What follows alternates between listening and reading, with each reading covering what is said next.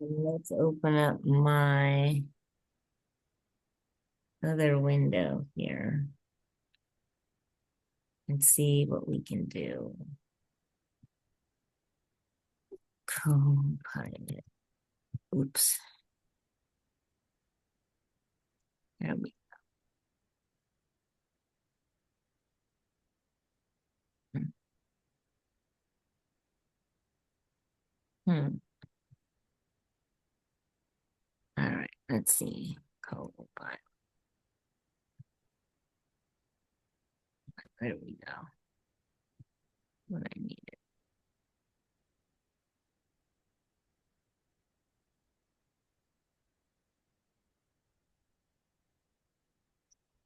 Okay. So that's there. All right. So it says, which component makes up the greatest percentage of plasma? Clotting factors, cells, inorganic biochemicals, water, or proteins? Okay, let's read about it. Plasma is the liquid portion of blood, but let's read about what it says.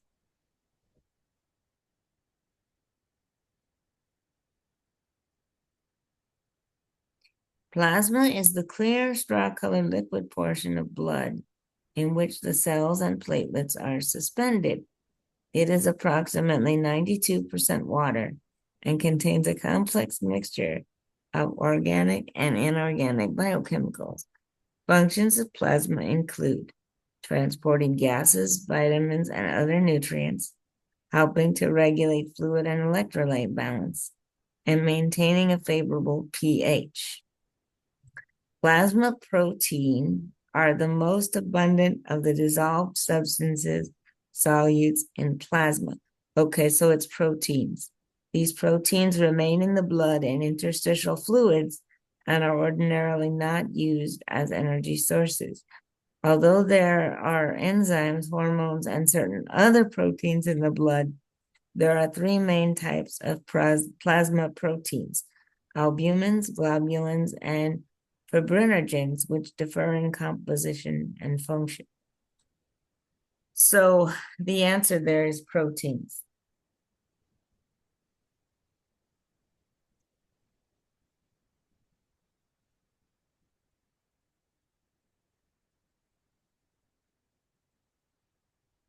Proteins is the most abundant.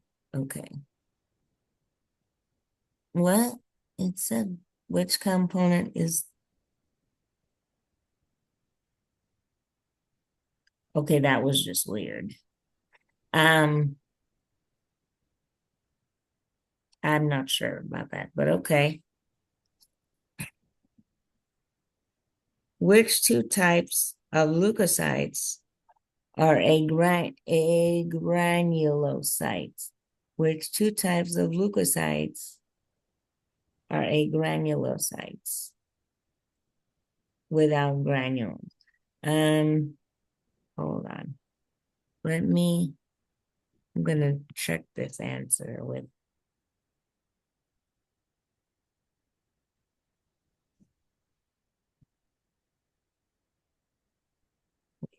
two.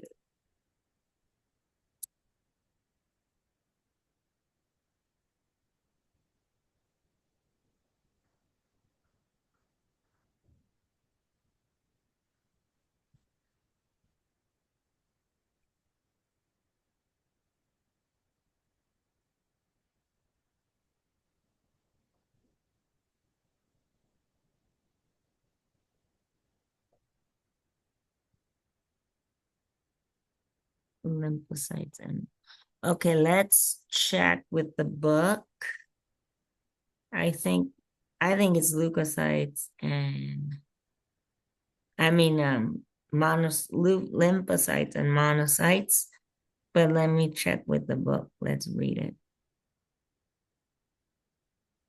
Um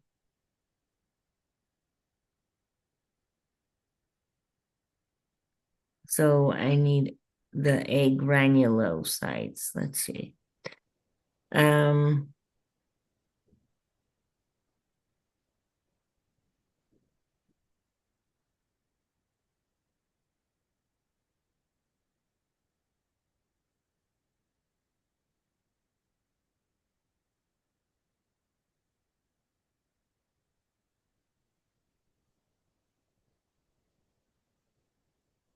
Monocytes, the largest blood cells, are 2 to 3 times greater in diameter than red blood cells. Their nuclei are round, kidney-shaped, oval, or lobed. They usually make up 3 to 9% of the leukocytes in a blood sample and live for several weeks or even months.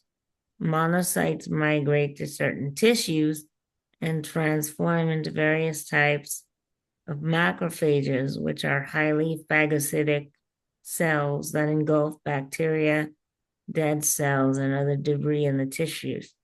Their number increases with viral infections and inflammation. Lymphocytes are only slightly larger than red blood cells, although they are different sizes. A typical lymphocyte has a large round nucleus surrounded by a thin rim of cytoplasm. These cells are the second most abundant leukocyte, accounting for 25 to 33% of circulating leukocytes.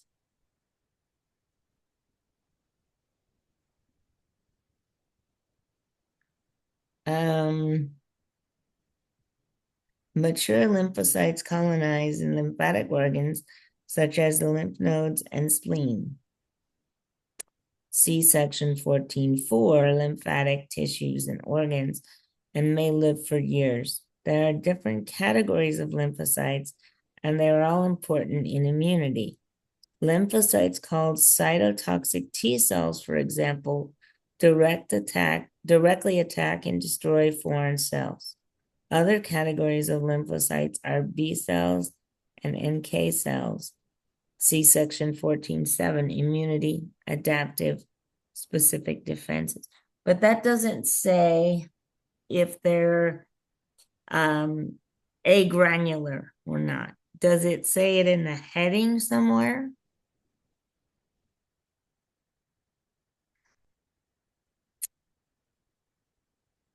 These are okay, neutrophils. Okay, there are 5 types. Okay, here. The 2 major types are the granulocytes and the agranulocytes. See figure 12.5. Let's look at the figure and see if it tells us what's going on. Let's see if the figure says anything for us. If you click on it. So red blood cells and its control, hematopoietic.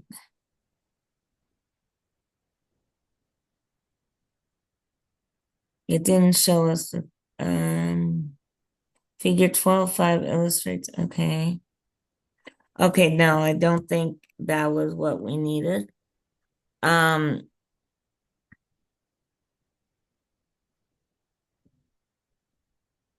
Because it's not telling us which ones are granular and which ones aren't. This is about red blood cells. This is back in chapter 12. This is a different, because we went back to the red blood cell chapter. I need you to go back to where we were at in 17, because I thought they were going to tell us. We already did this part. I thought the figure was going to tell us something about granular and not. Go back to the question. I'm going to go with lymph. Let me see what the internet told me. The internet told me that, because I'm not seeing it there, it was lymphocytes and monocytes. They don't have granules in their cytoplasm. Lymphocytes and monocytes. Let's try that. See if that is correct.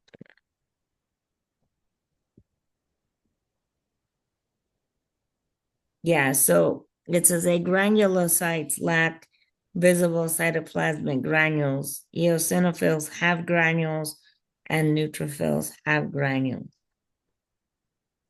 So Monocytes and lymphocytes are agranular. Okay, go to the next question. The most abundant solutes in plasma are, okay, that might be proteins. Let me see. The most abundant solutes in plasma. Let me see what it tells me here.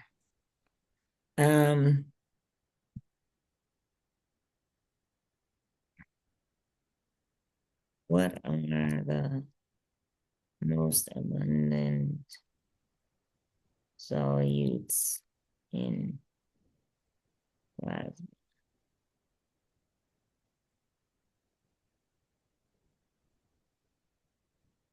Yeah, that should be plasma proteins, according to this.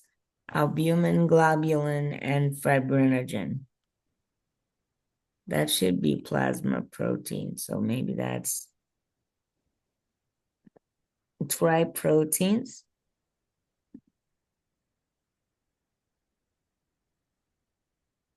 Okay, yeah.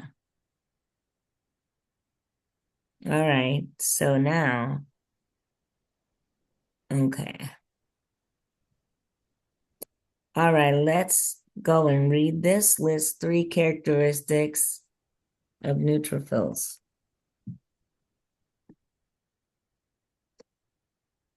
Okay, so neutrophils,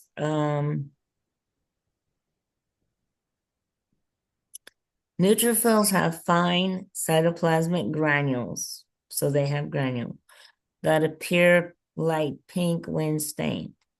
The nucleus of an older neutrophil is lobed and consists of 2 to 5 sections or segments, so that these cells are sometimes called sacs, connected by thin strands of chromatin. Younger neutrophils are also called bands because their nuclei are C-shaped. Neutrophils are the most numerous, accounting for 50 to 70% of the leukocytes in a typical blood sample from an adult. Neutrophils are mobile and active phagocytes. They aggressively kill bacteria by creating a respiratory burst, a toxic chemical cloud of oxidizing agents, such as hydrogen peroxide and bleach, around the bacteria. As the bacteria die, they are phagocytized by the neutrophils.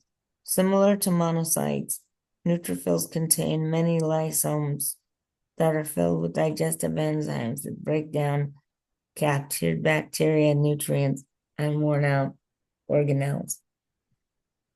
Okay, what else does it say? Okay, that's about neutrophils. Let's go back to the question and see. So they destroy bacteria and no, they're not agranular.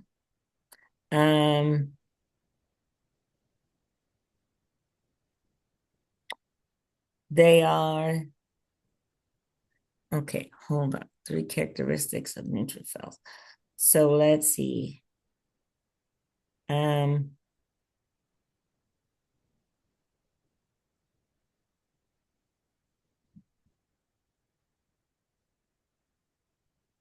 me see what it says here.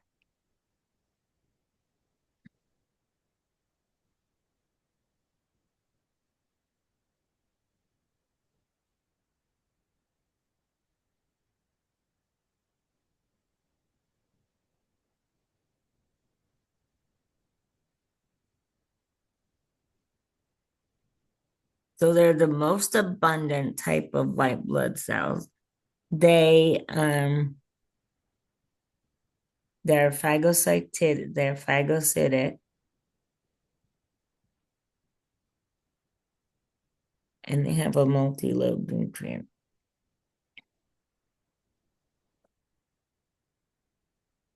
So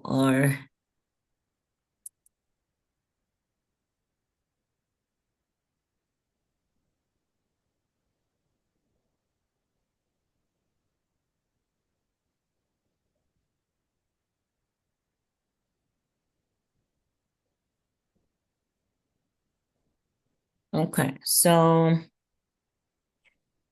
let's look at this here. Um,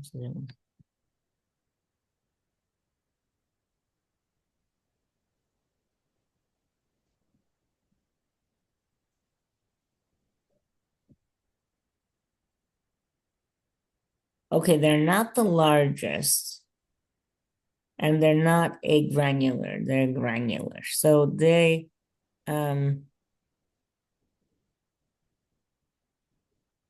destroy fungi and some viruses, bacteria, fungi, and some viruses.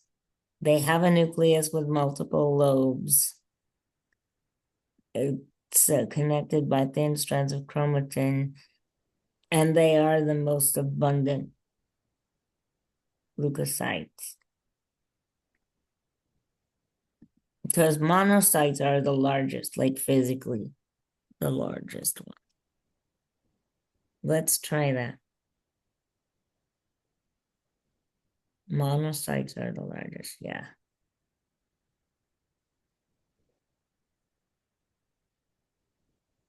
Okay. Albumins, globulins, and fibrinogens are examples of plasma proteins. Protein. That's another way of asking you about the plasma protein. So the word that goes in there is proteins.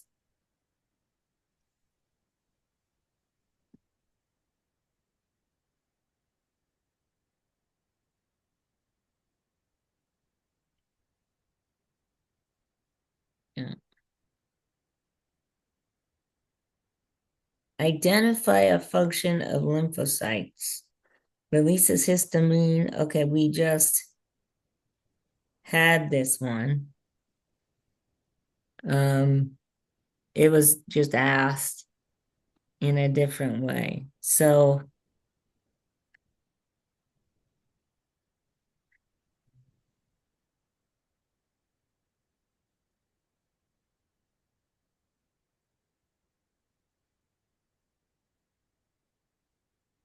identify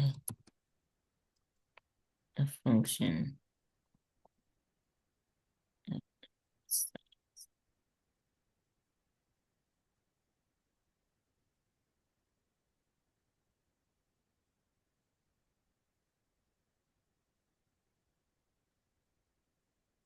So they destroy and they destroy pathogens and they regulate immune responses. So they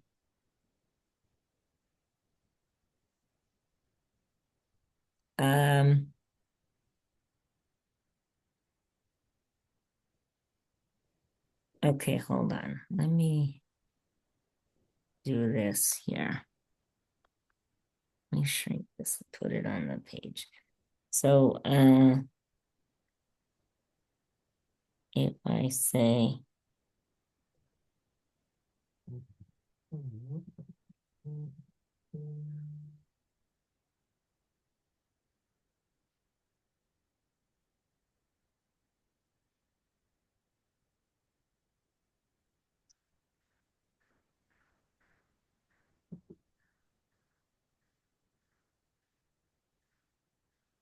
the time so that it will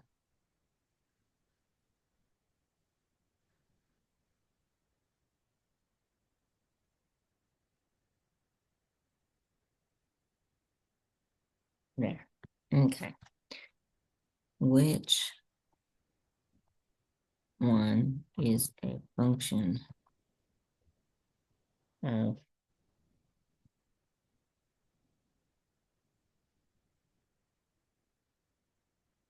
say A releases histamine, B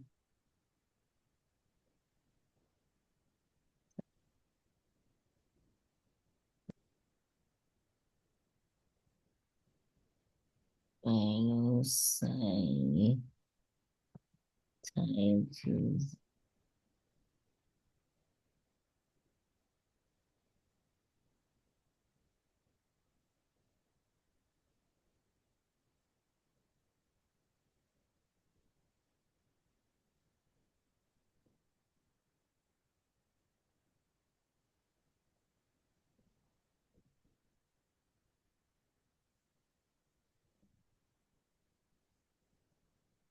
Okay, so they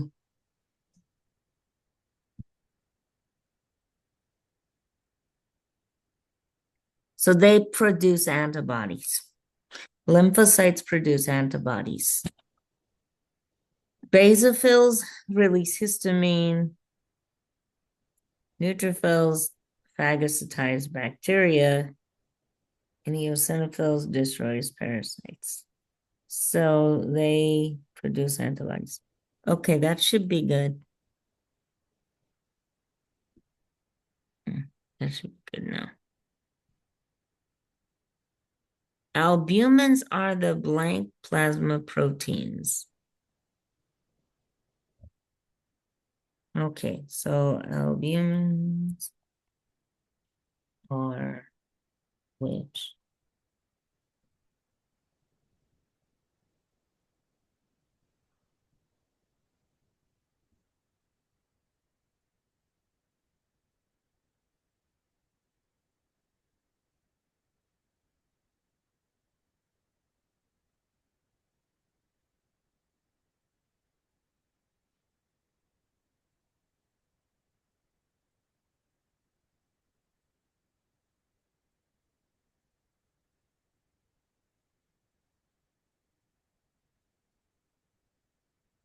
Okay, yeah, they're albumins are the most abundant. There's out of the three types, the albumins and the fibrinogens, they're the most abundant ones. So there's more of them than the other kinds of plasma proteins.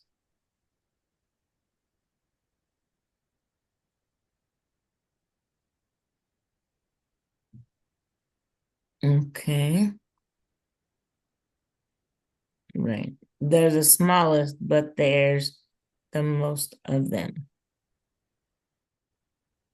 Okay. The number of, okay, let me move this up.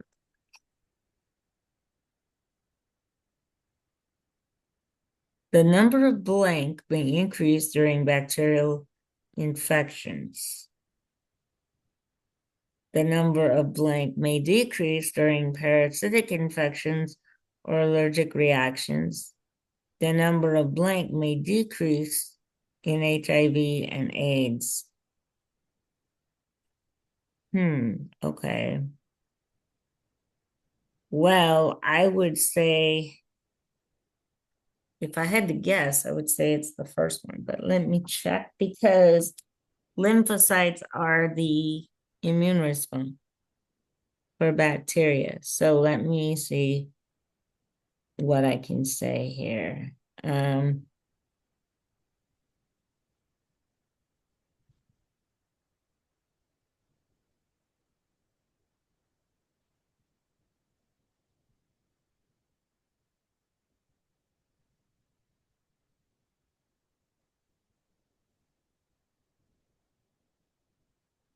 The number of blank. Okay, just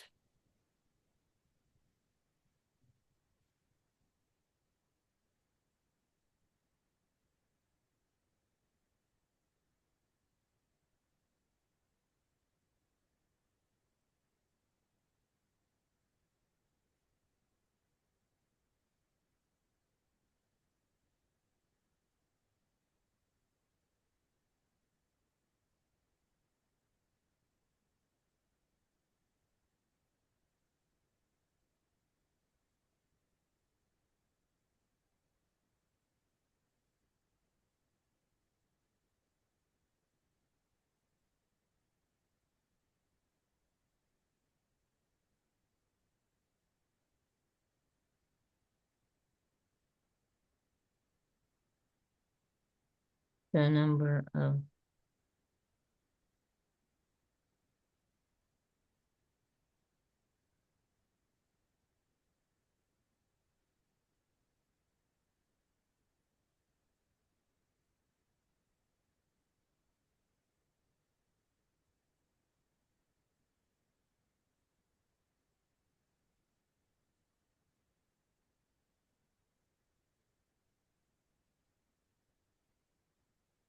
neutrophils.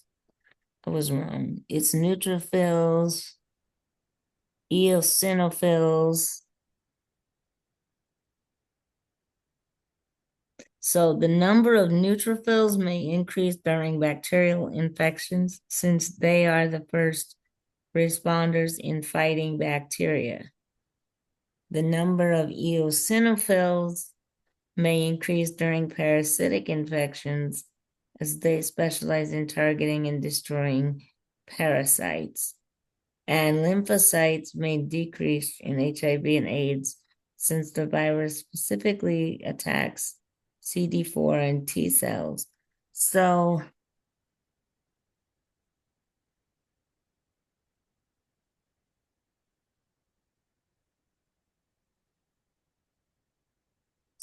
it's the third one. Neutrophils, eosinophils, and lymphocytes. Neutrophils are the first responders for bacteria. Eosinophils are responsible for parasites, and lymphocytes oversee the immune system. So, okay.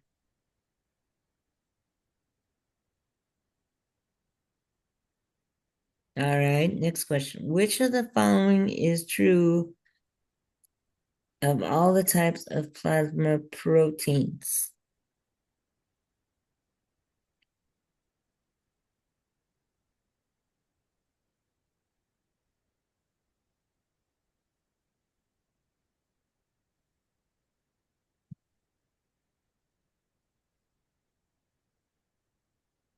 Okay, let's see. A is they.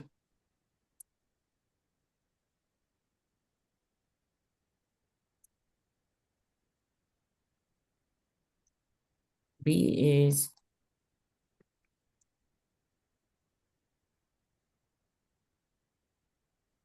in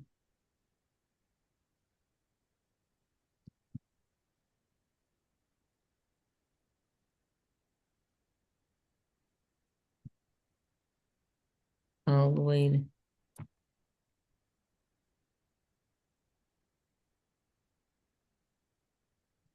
Okay, we know they're not all present equally. They are present.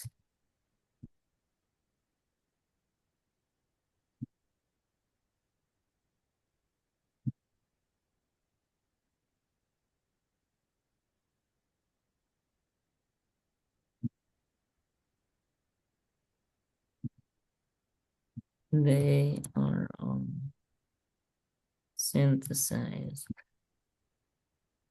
by.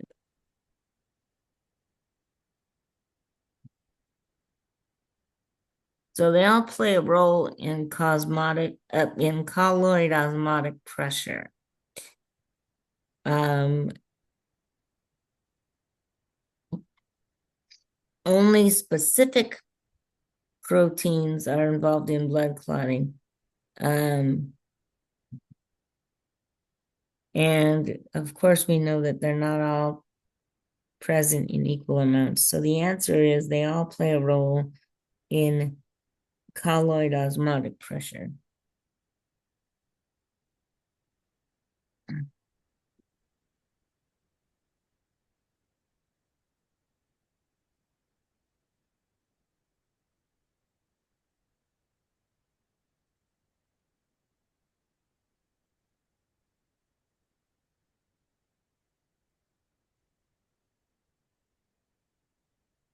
Okay, within the circulation, formed elements are suspended. Okay, I think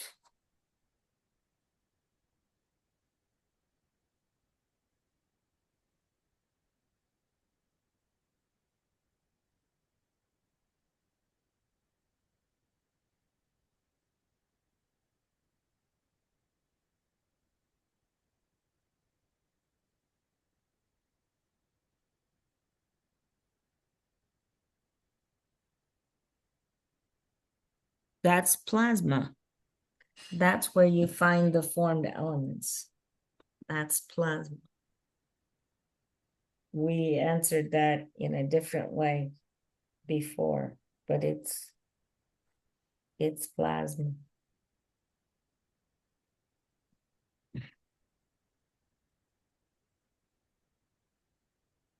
Because those are the solute. So, okay.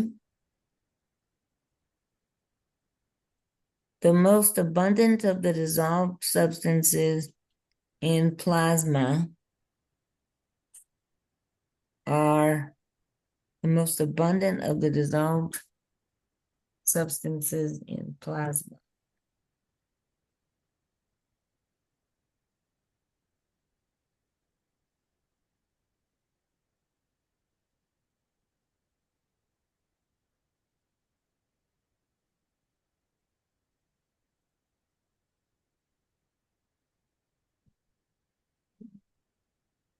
How much help?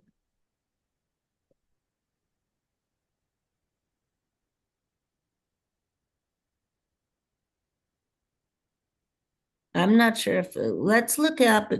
Let's look it up because it might be plasma proteins, but I'm not sure if they're looking for proteins or albumins. So let's look at it and see. Because the substances are the plasma proteins, but I'm not sure if it's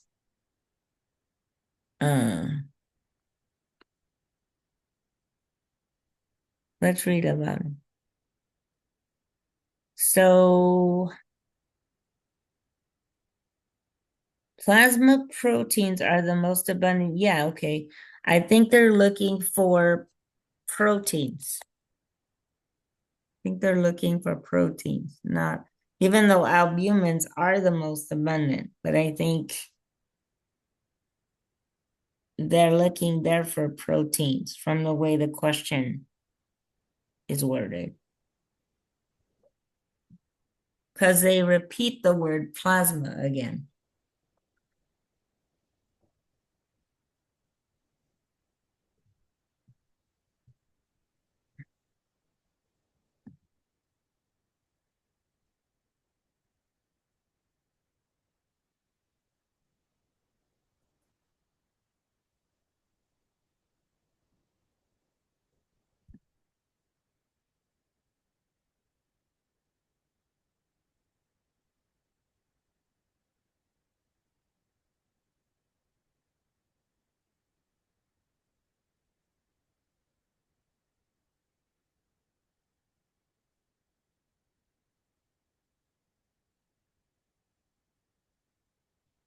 Is that what they want? Yeah, that's what they want.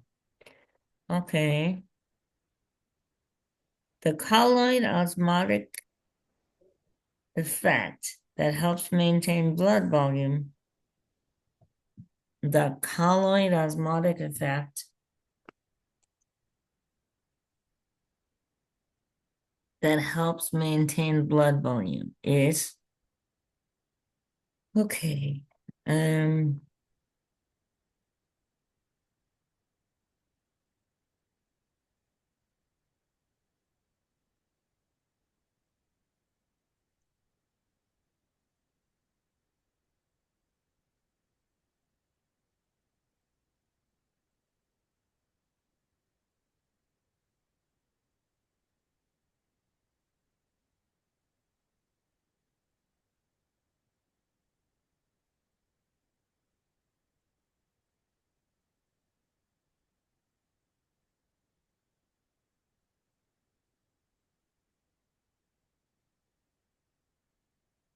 This is proteins because it's albumins. So it's kind of a different way of asking it, but yeah.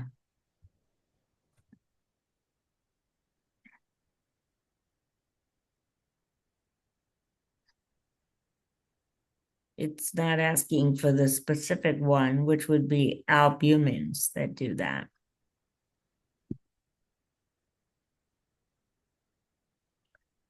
So it's albumin. Here's a question on the specific. proteins, fibrinogen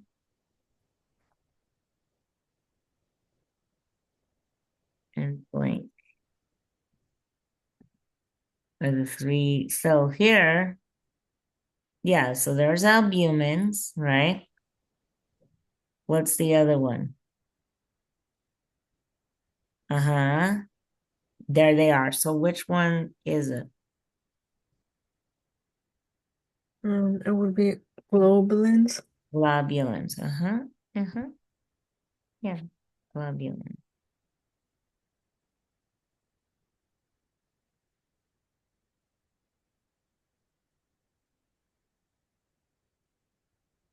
Globulin. Probably without, oh, they took it either way. Okay. Globulins. Okay. What is the primary function? Okay, now, now we want the function of what albumin is. What is the primary function of albumin?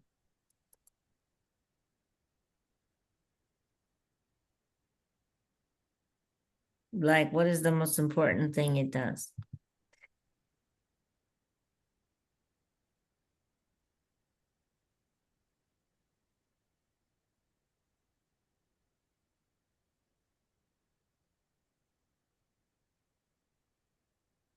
Okay, so this says albumins are the smallest plasma proteins, yet account for about 60% of them by weight. Albumins are synthesized in the liver. Recall from section 3.3 that an impairment solute on one side of a selectively permeable membrane creates osmotic pressure, and the water always moves toward a greater osmotic pressure. Plasma proteins are too large to pass through the capillary walls, so they are impermeant. They create an osmotic pressure that holds water in the capillaries despite blood pressure forcing water out by filtration. The term colloid osmotic pressure is used to describe this osmotic effect. So they maintain of the plasma proteins. Because albumins are so plentiful, they are an important determinant of the colloid osmotic pressure of the plasma. So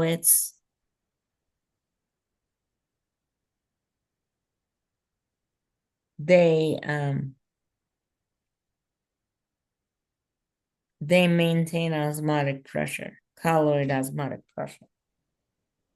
Let's see if that's in the question anywhere.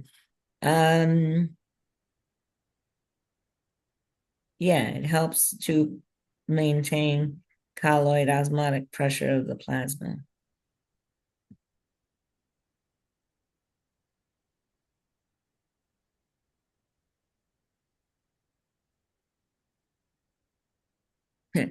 Okay, that would be albumin. They're the most abundant.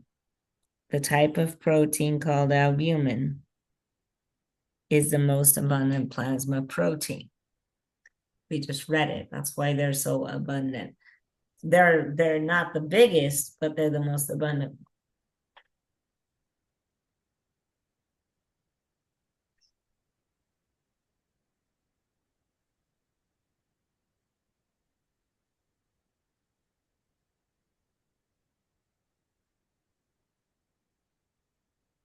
So if you read it, it says albumins are the smallest plasma proteins, yet account for about 60% of them by weight.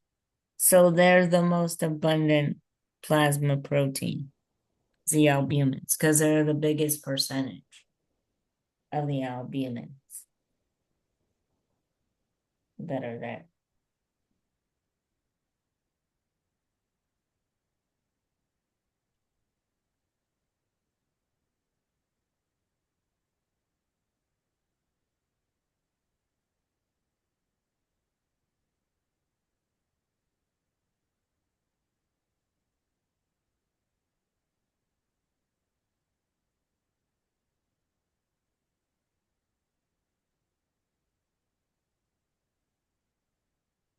These large plasma proteins that play a significant role in the process of blood coagulation. Okay. Okay, so which plasma protein plays a role in blood coagulation?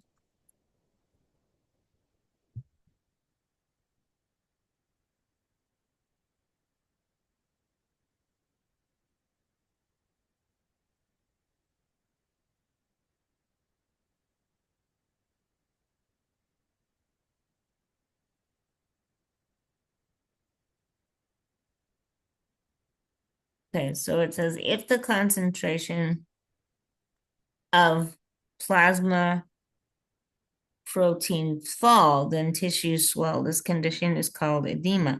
As the concentration of plasma proteins, keep going, drops, so does the colloid osmotic pressure. Water leaves the blood vessels and accumulates in the interstitial spaces, causing swelling. A low plasma protein concentration may result from starvation, a protein deficient diet, or an impaired liver.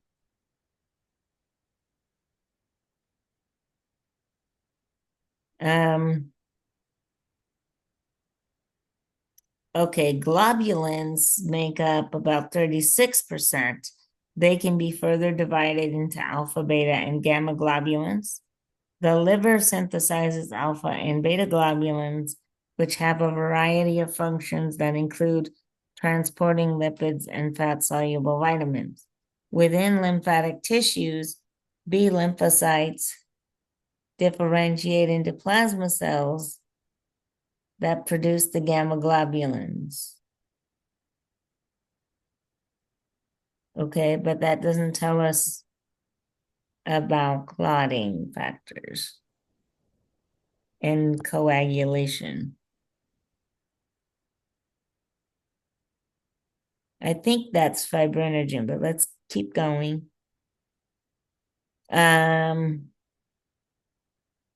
With the so globulins globulins produce antibody. Fibrinogen constitutes about 4% of plasma proteins and functions in blood coagulation. So yeah, it's fibrinogen that deals with blood clotting. It is discussed in section 12.4. Fibrinogen is the largest of the plasma proteins.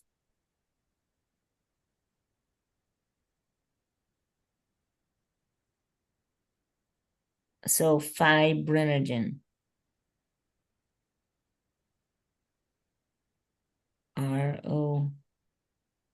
Wait, fibrin, yeah, okay. Ogen. E-N. Fibrinogen. Uh-huh. Okay, what are we doing here? Match the plasma protein. Okay.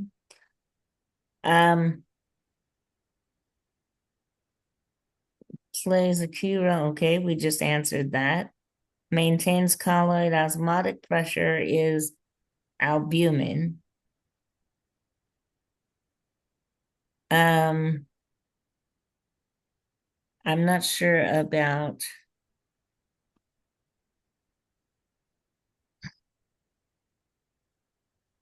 list the functions.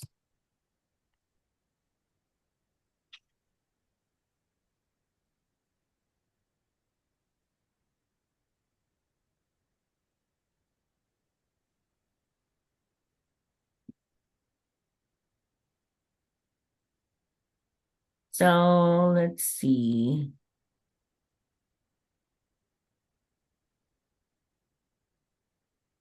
Okay, here. So we have alpha globulins help transport lipids, hormones, and vitamins.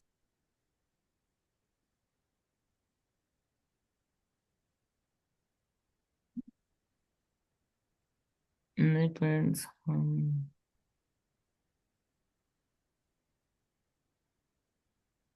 And gamma globulins are antibodies. So alpha and beta transport lipids and fat soluble vitamins.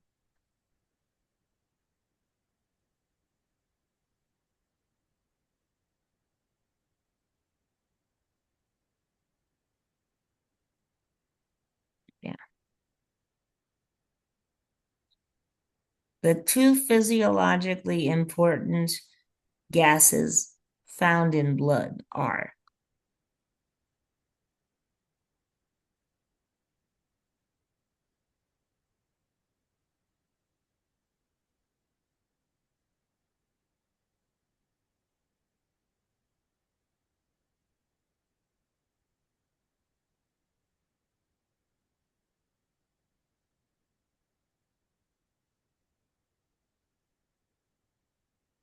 would be oxygen, of course, and carbon dioxide. So carbon dioxide and oxygen. You have to have oxygen, carbon dioxide, and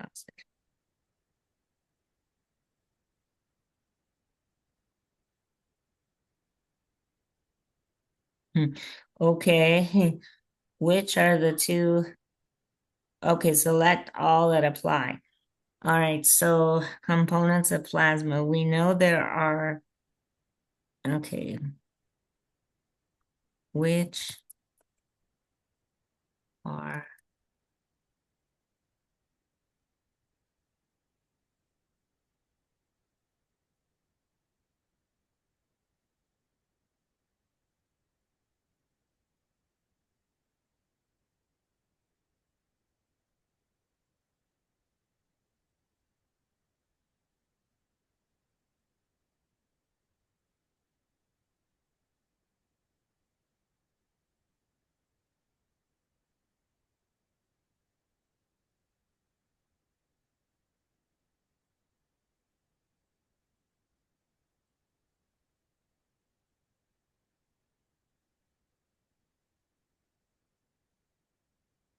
so there's inorganic biochemicals, water, and proteins.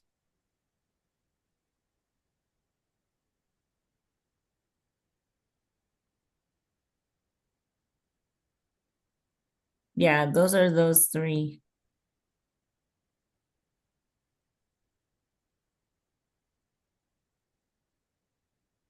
Leukocytes are formed elements. They're suspended in plasma, and platelets are suspended in plasma, but they're not part of plasma.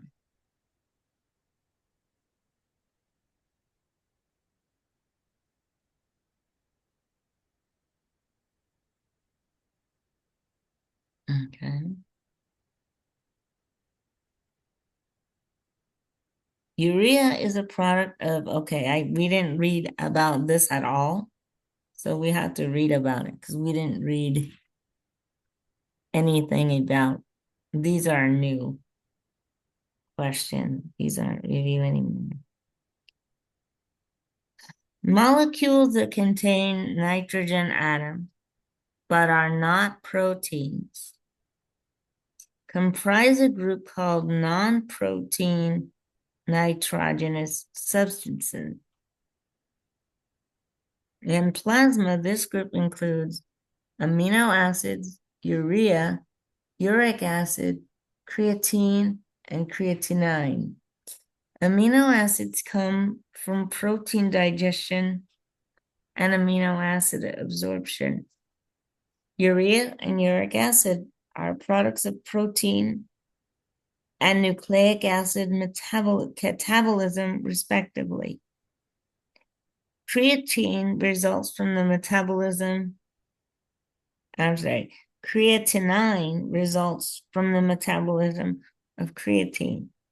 As discussed in section 8.3, creatine is part of creatine phosphate in muscle tissue, where it stores energy in phosphate bonds.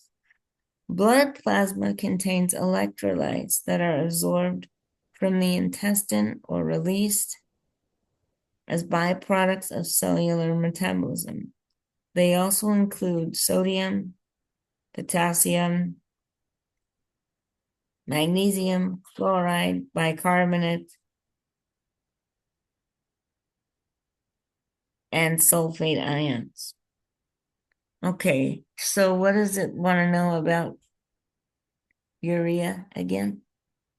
Let's go to the question and see.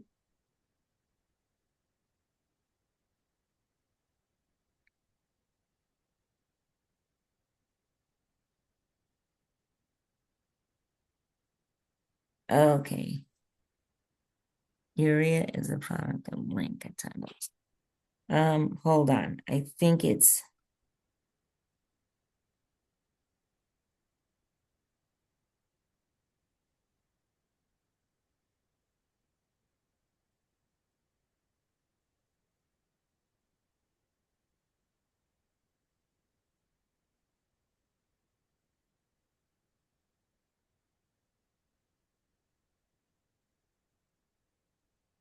protein catabolism.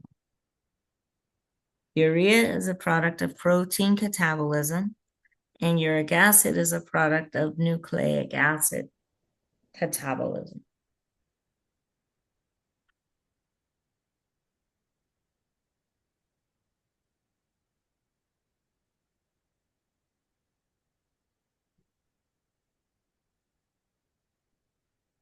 Mhm.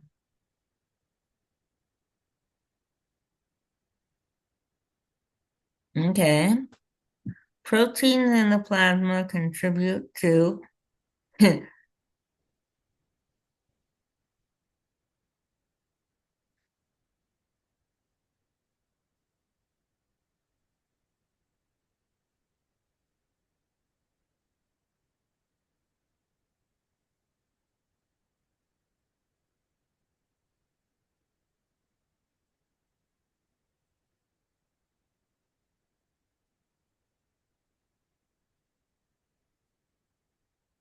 colloid osmotic pressure. That's the one that the albumins are largely responsible for. Colloid osmotic pressure.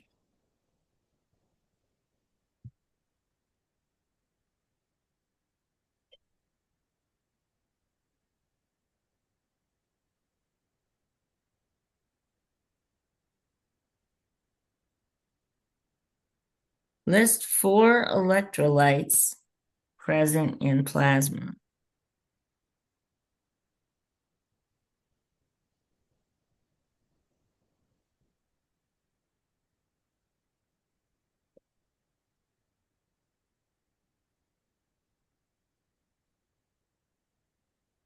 Sodium.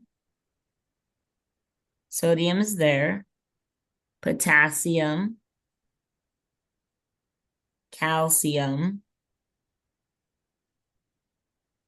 and then chloride. There are others, but on that list, it's those 4. Urea isn't an electrolyte, and glucose is a sugar. So,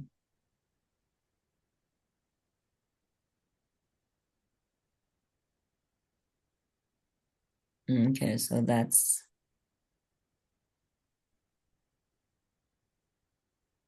which type of plasma protein helps to control? Okay.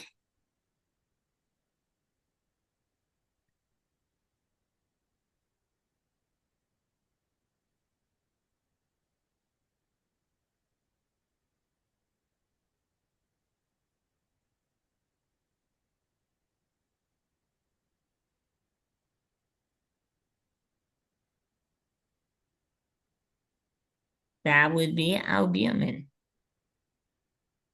Because again, we're talking about the albumin is the protein.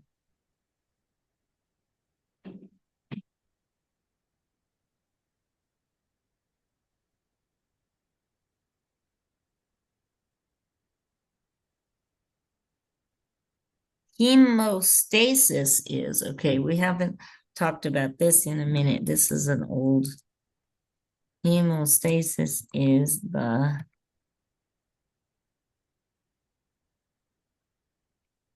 process that refers to the process that stops bleeding, which is vitally important when the blood vessels are damaged. So it's the process of stopping bleeding.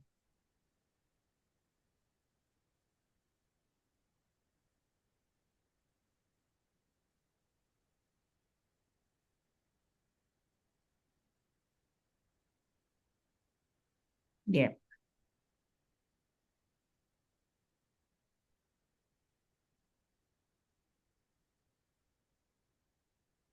Okay, so which of two of the following statements, so which two statements describe fibrinogen?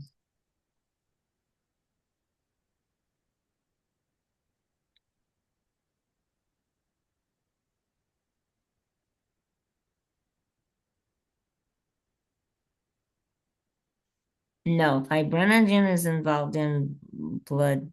Okay, so I believe it plays a role in blood coagulation.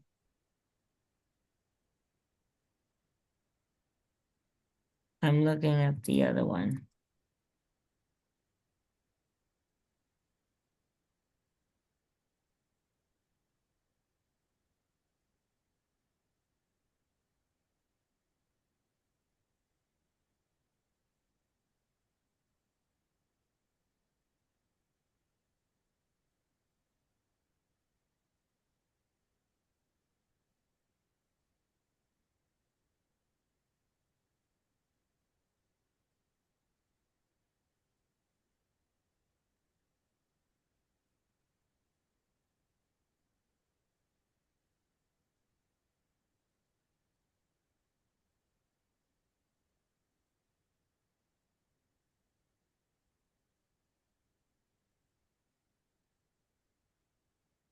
Yeah, so it's synthesized in the liver and it plays a role in blood coagulation. Yeah, I knew it was blood coagulation, but didn't remember the liver part. But those two.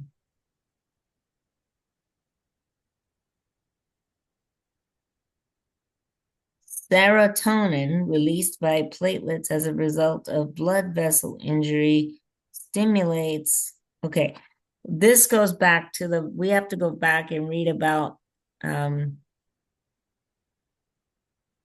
hemostasis, because this is about hemostasis.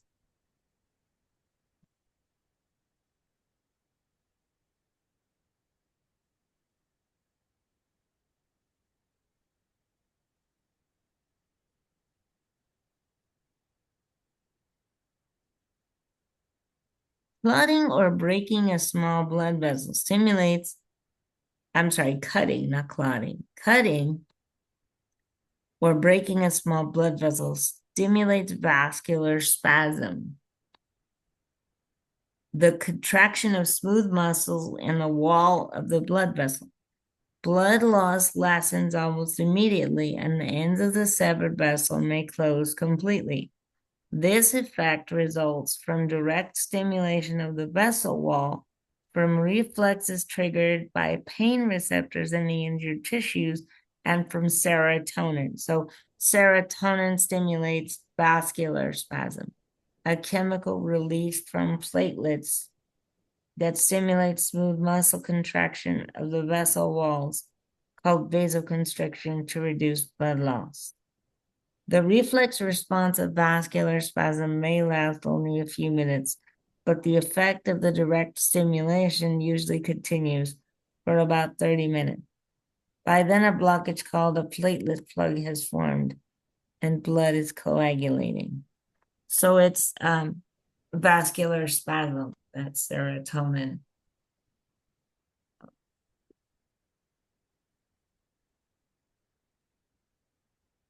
is responsible for.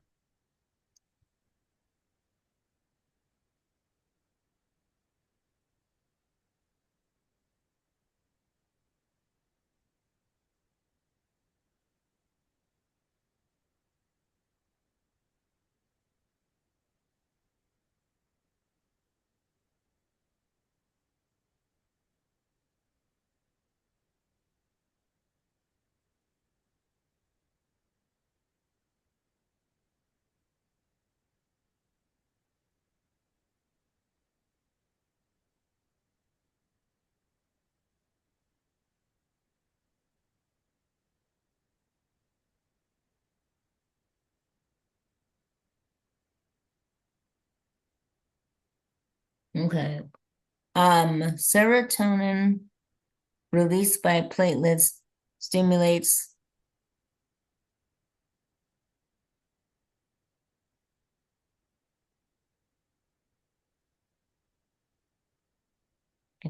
Isn't it smooth muscle contraction of the blood vessel wall? I think that's what we just read.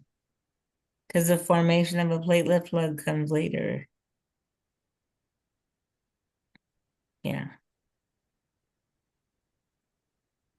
Okay, the two most important blood gases are oxygen and carbon dioxide.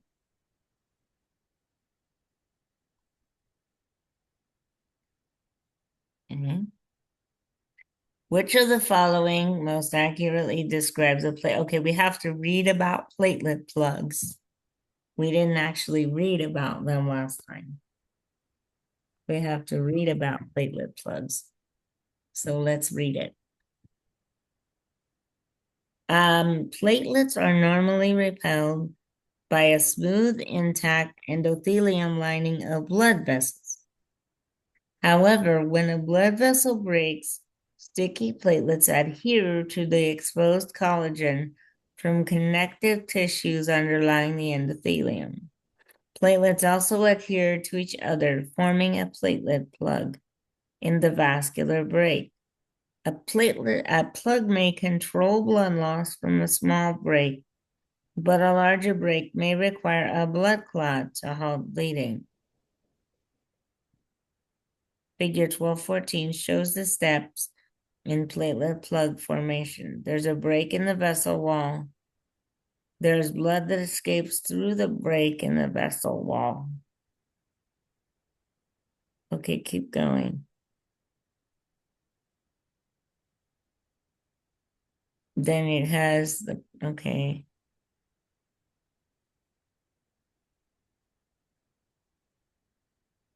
What is the question?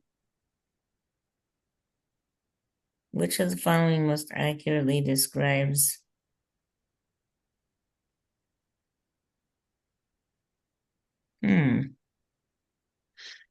Okay. I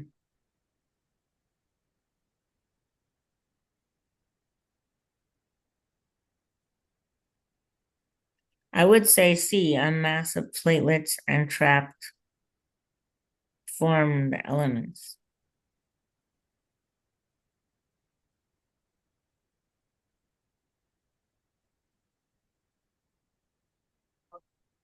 The protein, the product of protein and nucleic acid catabolism. The products of protein and nucleic acid catabolism are, okay. Protein and nucleic, okay, so let me,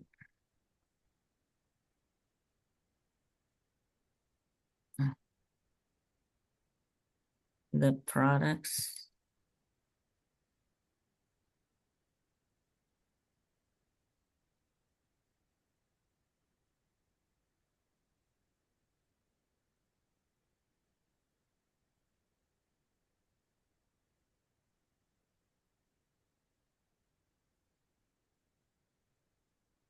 Urea and um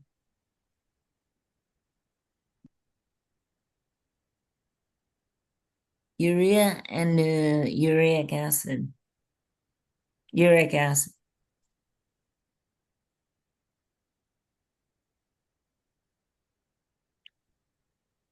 Because protein catabolism produces urea from nitrogen containing amino acid compounds. And then nucleic acid catabolism produces uric acid as a major waste product. So uric acid and urea.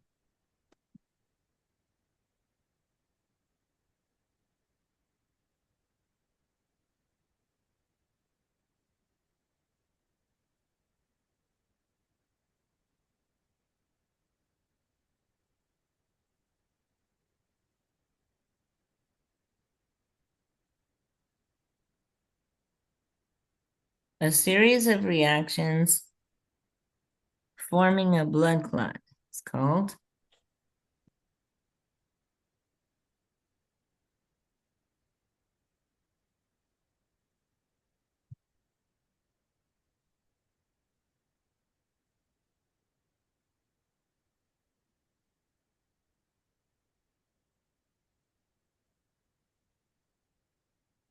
coagulation. Coagulation forms a blood clot in a series of reactions, each one activating the next. So coagulation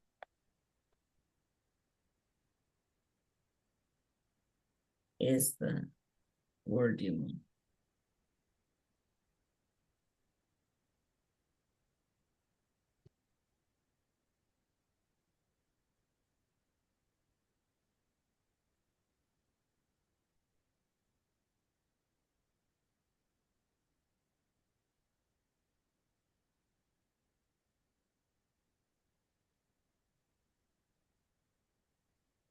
You don't need blood there. You just need the word coagulation.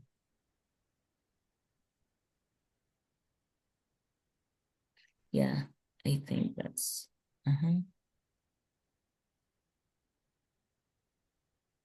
Ions found in plasma, such as sodium, magnesium, and calcium ions, are they're I think they're electrolytes.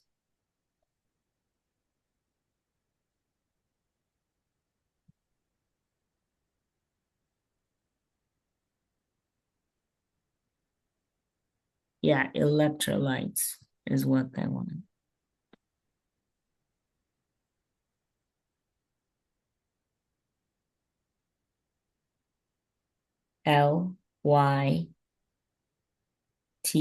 Lytes.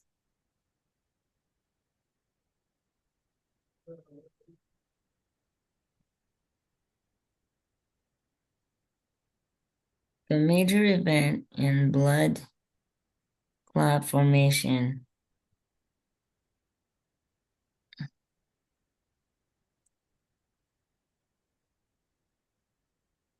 insoluble threads of the protein blank. The major event in blood clot formation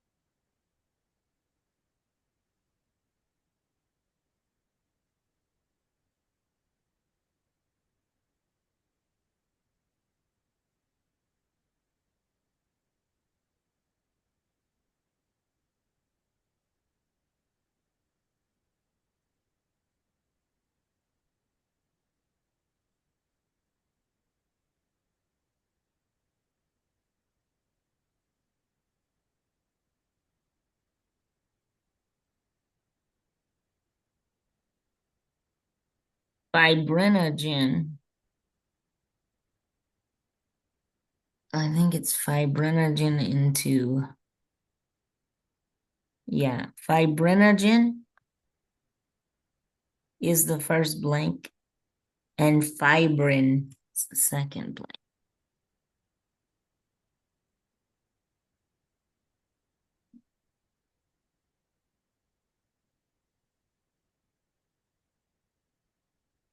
Fibrinogen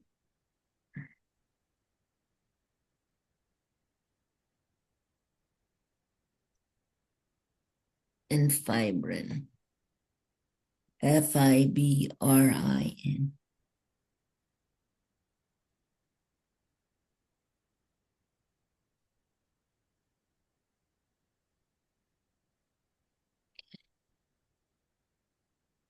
The process that, okay, we had this one before, do you remember?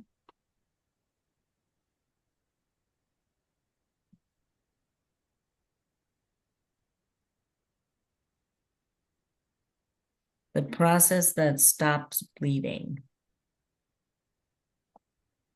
Would it be the last one? No, it's hemostasis. Hemostasis, the second.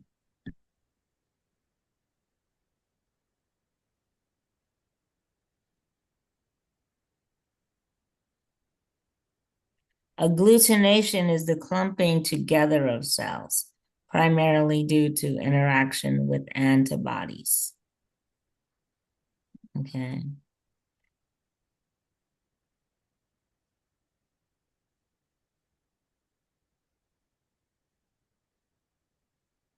During blood clot formation, okay, we just answered this. They're asking it in a different way.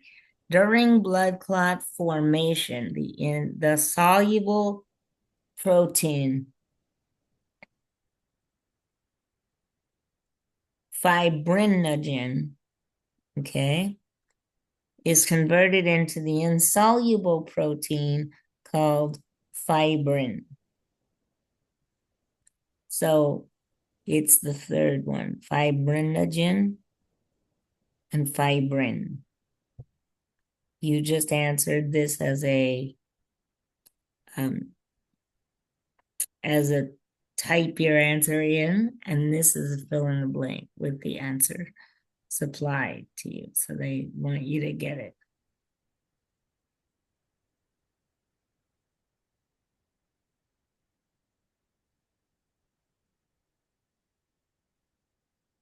Okay. Okay. Platelets help to reduce blood loss due to the release of blank, a chemical that stimulates smooth muscle contraction. So this is serotonin. We read about this. Serotonin is released and that stimulates smooth muscle contraction. So that's serotonin in the first box.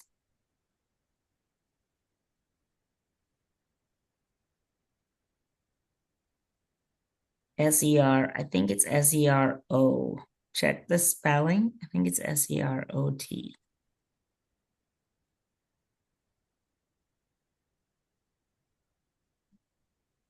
And the other one, I'm gonna check the spelling of that word because I don't remember how to, and the other one is plug. It's a platelet plug.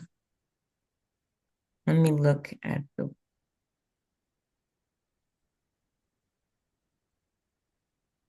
yeah, it's serotonin, serotonin. Try it now.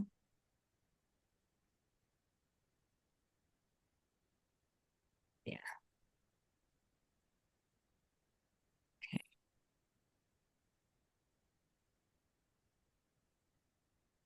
A blood clot forms from blank threads that create a meshwork entrapping cells called platelets. Okay, so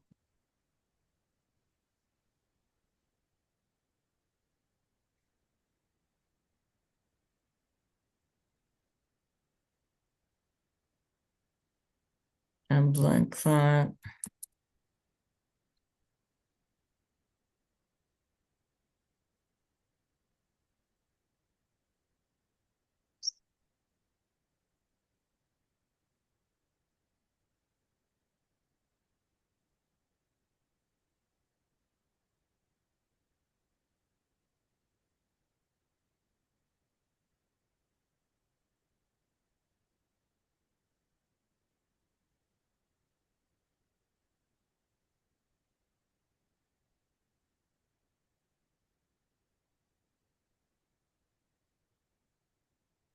fibrin, Fibrin, fibrin threads.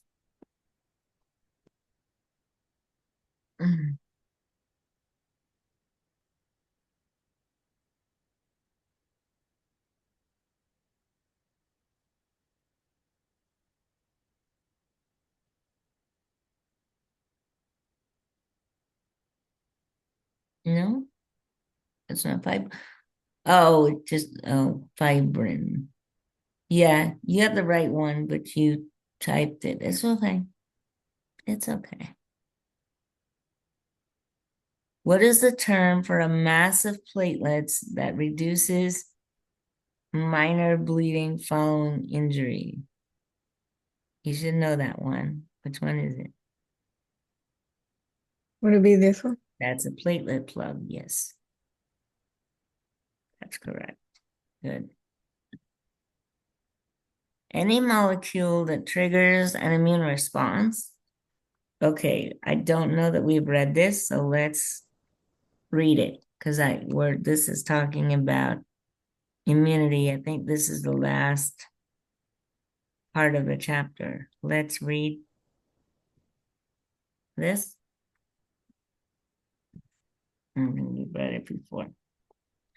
An antigen is any molecule that triggers an immune response, the body's reaction to invasion by a foreign substance or organism. Antigen. So antigens are like the red flags that tell the body, hey, come over here. Antigens. An antigen. Antigen. Antigen. Antigen.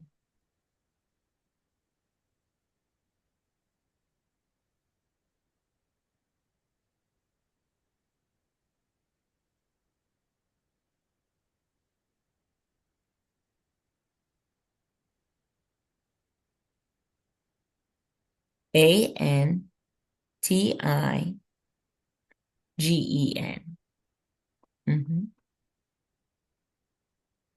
Good. The formation of the blood clot is the result of the process of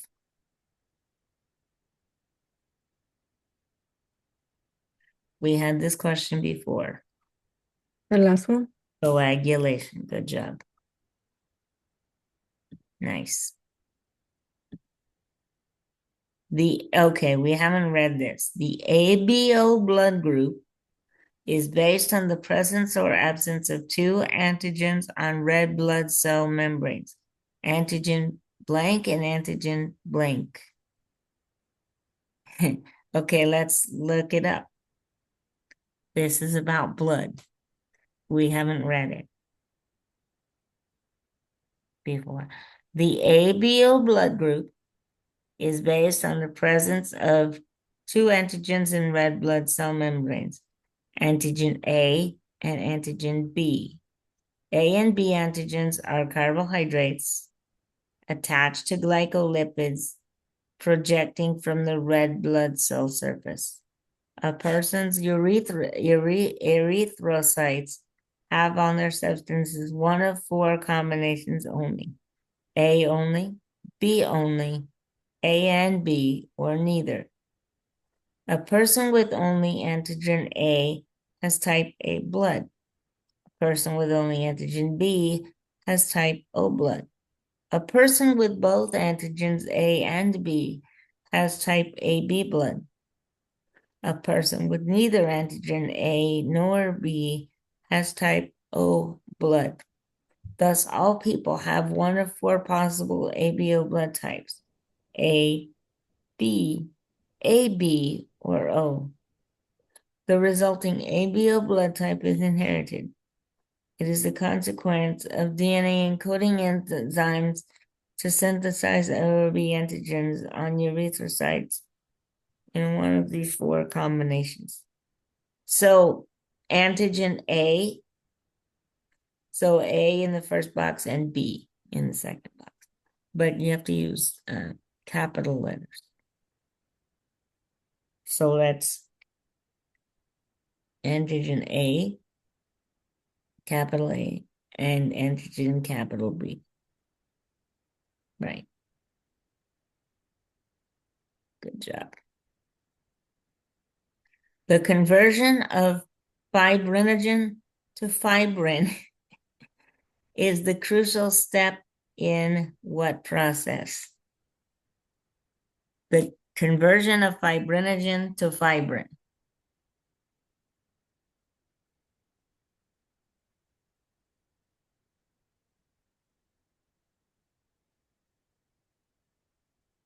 That's coagulation. That's coagulation.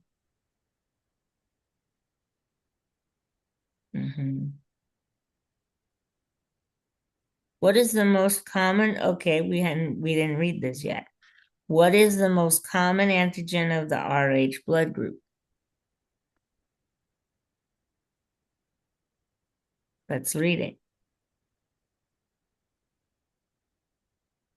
The Rh blood group was named after the rhesus monkey in which it was first studied.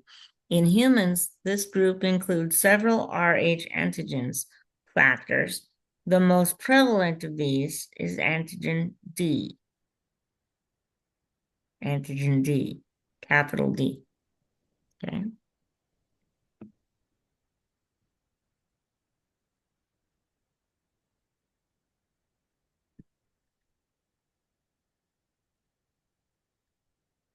Okay.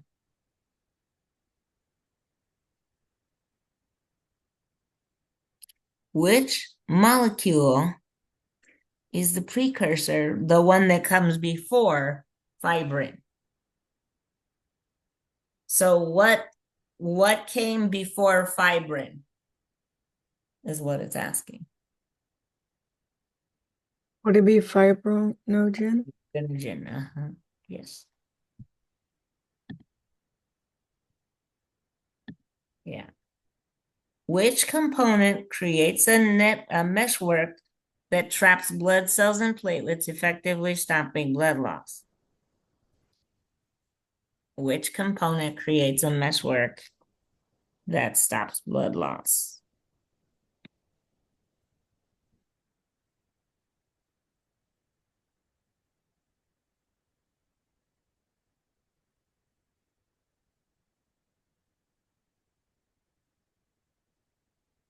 Fibrin is the one that makes the strands. Fibrin.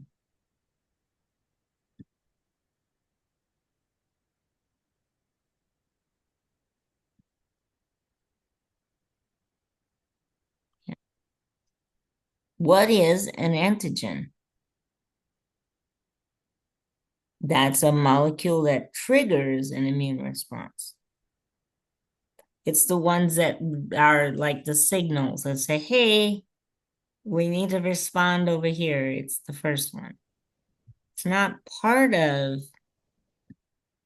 an immune response. It's the molecule that triggers an immune response.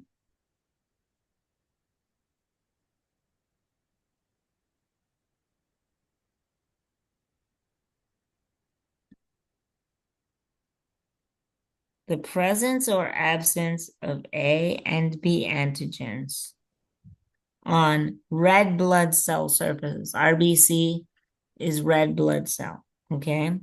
Determines what feature of the blood. Determines your type, your blood type, whether you're AB, or O. So it determines your blood type.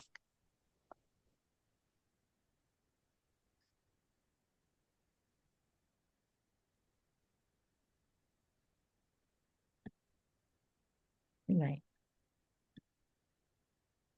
The blood group that includes several different antigens, the most prevalent of which is antigen D. Okay, go back and look it up. I'm not sure which. I don't think they want ABO. I think they want Reese here, but let me read it and make sure. Yeah, the RH, they want RH blood group. So it's capital R with a lowercase h.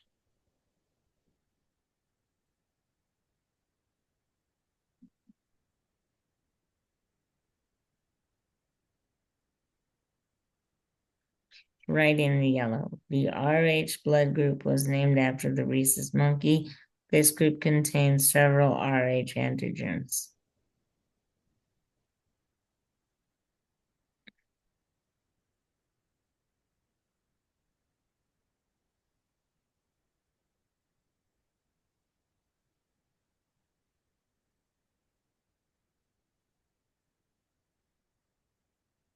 So it's RH.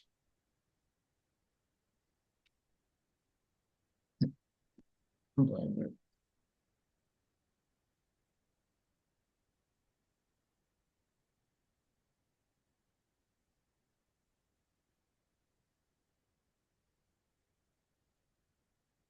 Okay.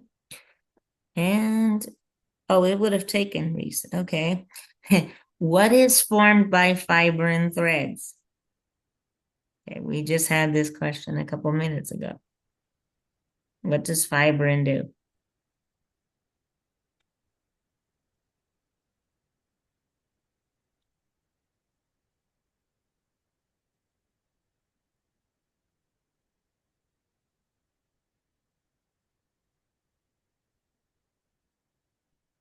Would it be the second one? No, it's a meshwork that entraps blood cells and platelets. The platelet plug comes after. Fibrin is the one that makes the meshwork. Platelets are the sticky substances that are released when collagen comes out and form the small. But if you need a blood clot or you need to stop bigger bleeding, you need fibrin for that.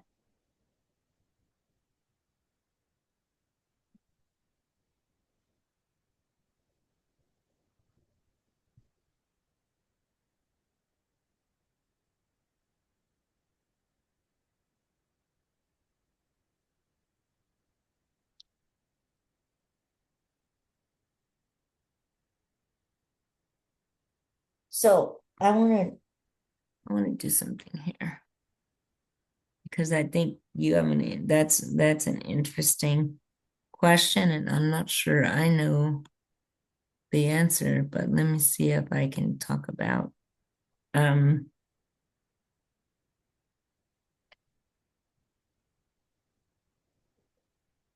I want to see if it says anything about.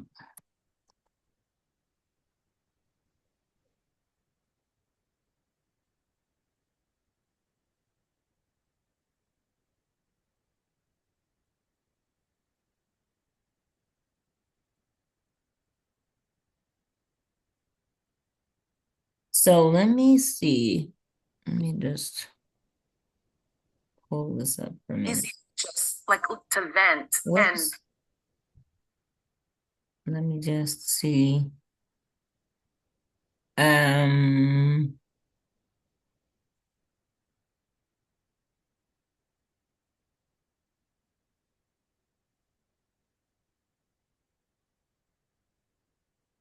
yeah, let me see if this, I think this would be helpful.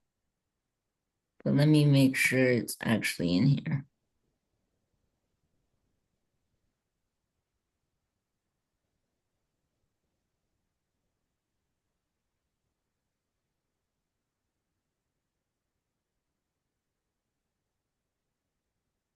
Yeah, so let me show you this. Let me give you, if this is a little 3-minute, I'm just gonna stop the, go ahead, yeah. Cardiovascular system, the prefix for slow. Brady, B-R-A-D-Y, slow.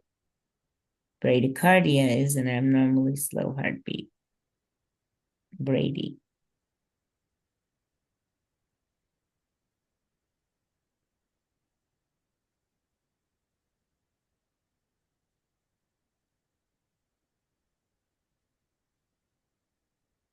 The blank system is made up of the heart and the blood vessels. Cardiovascular, right? Makes sense. Not too hard there, right?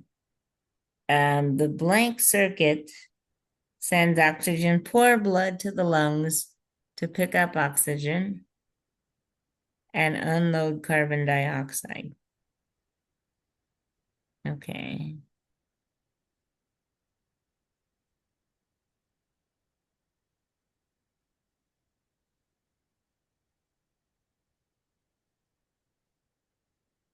Okay, I don't know what the name of the circuit is. So let's read about it. Okay.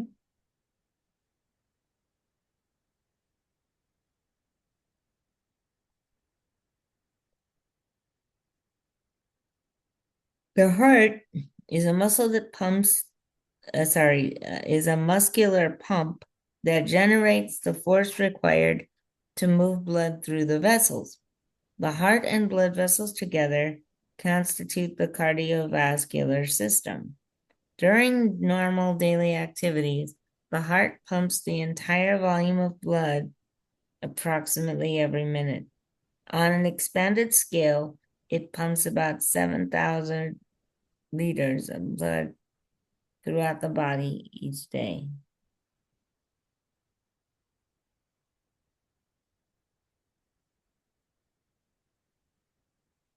Contracting about 2.5 billion times in an average lifetime. Okay, continue.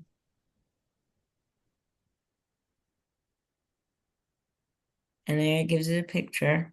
The cardiovascular system has two closed pathways or circuits of blood flow. The pulmonary circuit sends oxygen poor blood to the lungs. The pulmonary circuit sends oxygen poor blood to the lungs to pick up oxygen and unloads carbon dioxide. The systematic circuit sends oxygen-rich blood and nutrients to all body parts and removes waste. So here we want pulmonary. Pulmonary is what we want for that blank.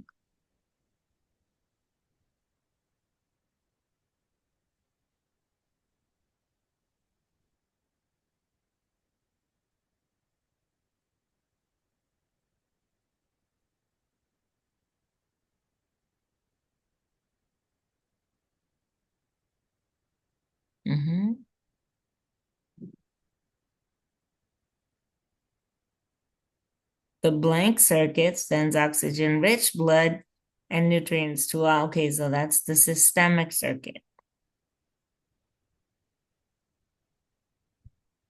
It's called the systemic circuit.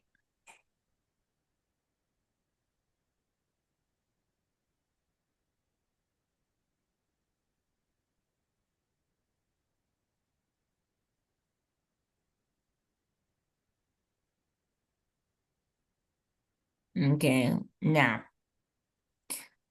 okay, we have to read this. What is the pericardium? We have to read about it. We haven't read it in the chapter yet. So let's read about it. The pericardium is a membranous sac that encloses the heart and the proximal ends of the large blood vessels to which it attaches. The outer layer consists of a fibrous bag, the fibrous pericardium, composed of dense vertebral tissue. The fibrous pericardium is attached to the central part of the diaphragm, the posterior of the sternum, the vertebral column, and the large blood vessels.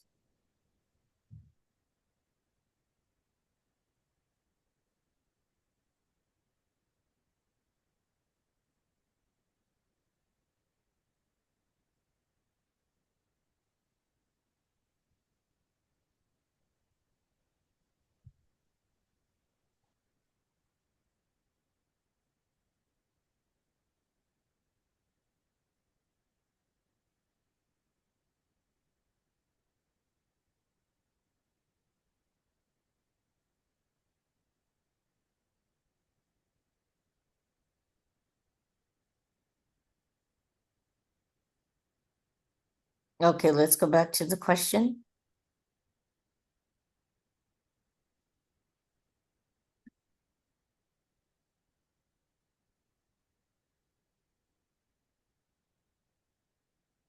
It's a membranous sac that I would say the covering that encloses the heart.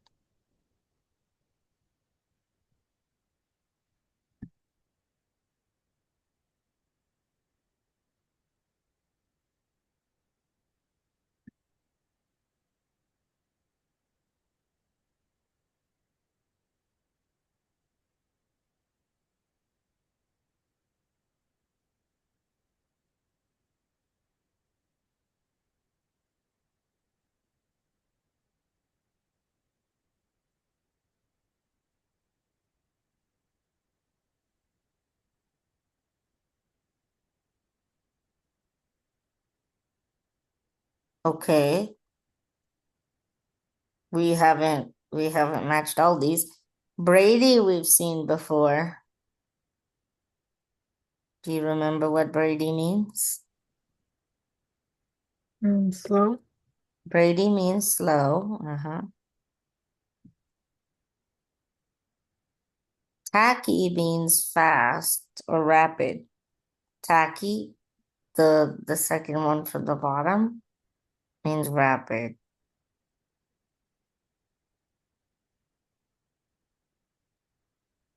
And the other ones I have to look at because I don't know those.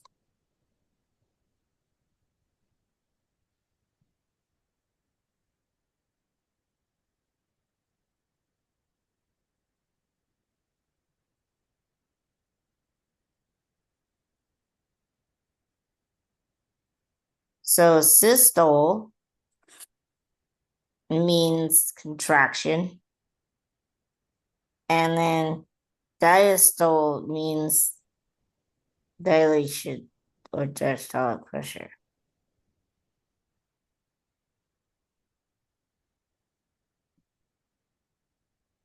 Oops.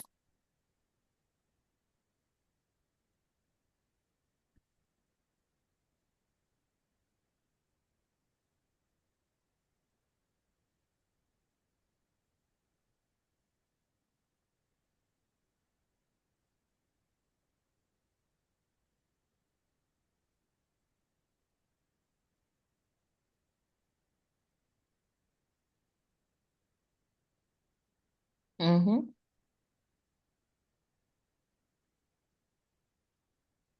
Okay, so we haven't been over the layers, the top yet. Place the 3 layers of the heart in order from inside to outside with the inside layer at the top.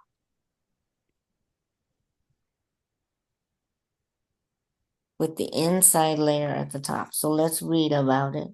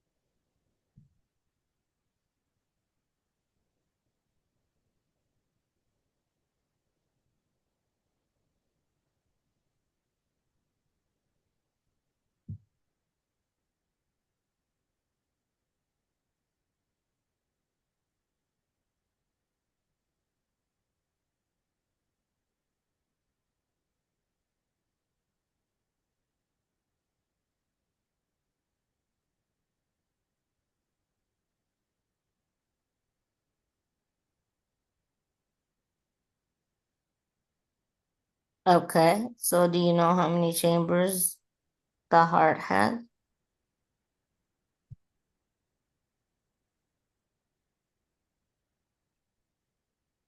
Internally, the heart is divided into 4 hollow chambers, 2 on the left and 2 on the right. The upper chamber is called atria, the singular atrium.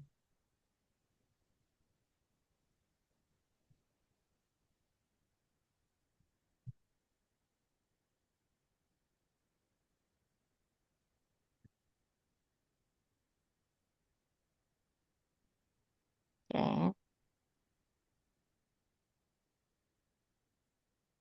What is the pulmonary circuit?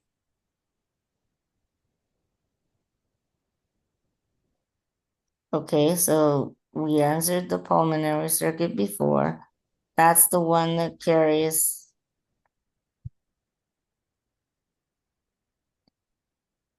deoxygenated blood. Let's look it up.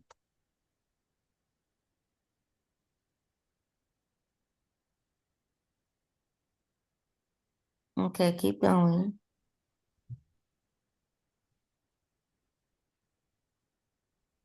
So the pulmonary circuit, I'm reading the second sentence down below. The pulmonary circuit sends oxygen-poor blood to the lungs to pick up carbon and unload carbon dioxide. Okay, so it carries blood to the lungs and it sends out carbon dioxide. So let's go back to the question.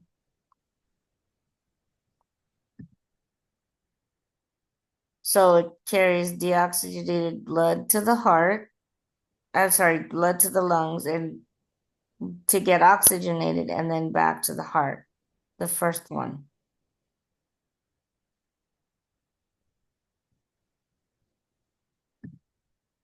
Good job. The thin-walled chambers of the heart that receive blood returning to the heart are.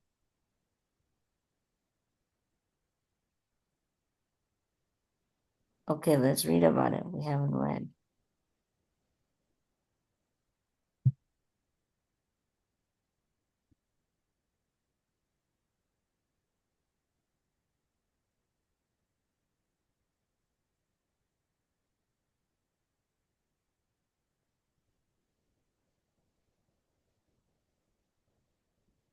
Okay, small projections called auricles extend anteriorly from the atria.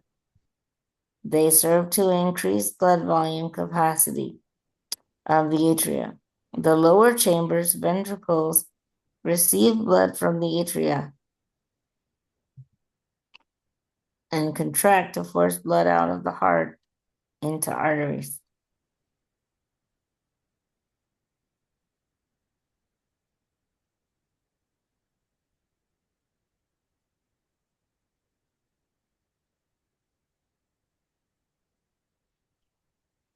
Okay, keep going.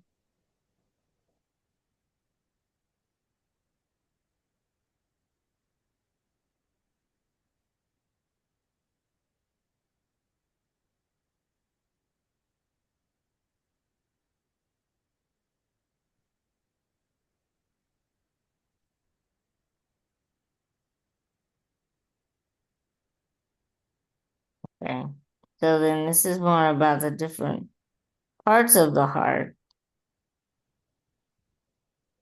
the internal features.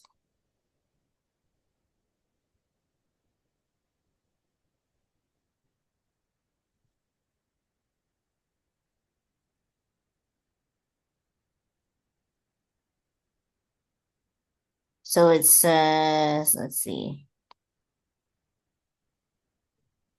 an a, a an atrial ventricular valve on the right and on the left ensures one-way blood flow between the atrium and ventricle on each side. The small atrium receives blood from the vena cava two large veins, the superior vena cava and the inferior vena cava.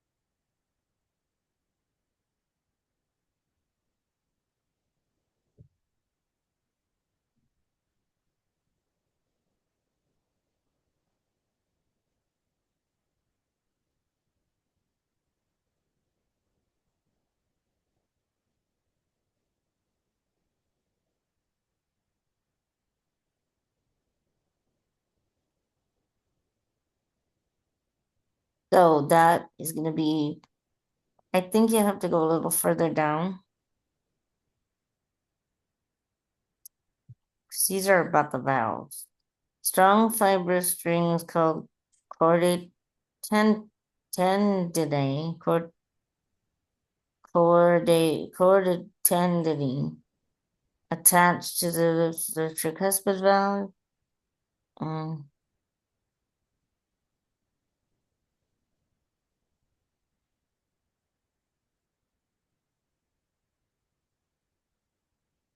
Okay, let me see the question again.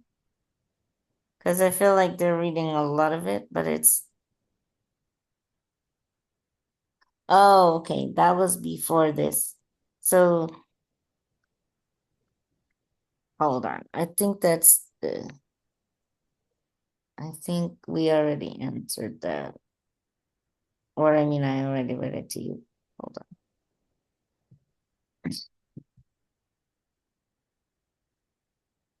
That's when we were reading about the chambers. I was thinking they wanted something specific about. So the question is, the thin-walled upper chambers of the heart are. So this is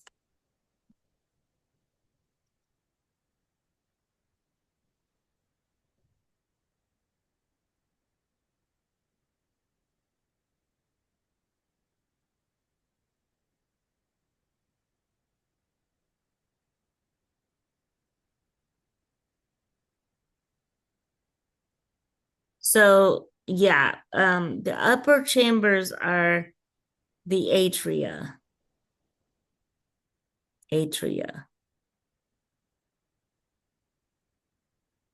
So that's gonna be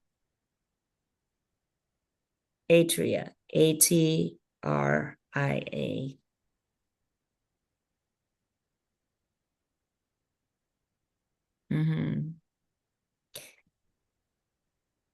The blank circuit supplies, okay, that's gonna be The systemic circuit supplies the body with oxygenated blood and nutrients.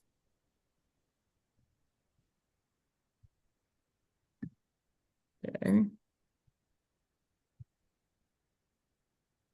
The right and left, okay. So the lower chambers are the ventricles. So the upper chambers are the atria, the lower chambers are the ventricles. The right and left ventricles are the thick lower chambers of the heart that pump blood into the arteries.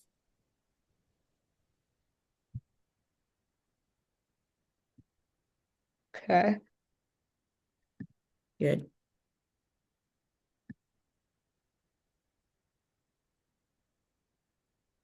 The covering that encloses the heart, I think that's the pericardium. Let me see. Okay,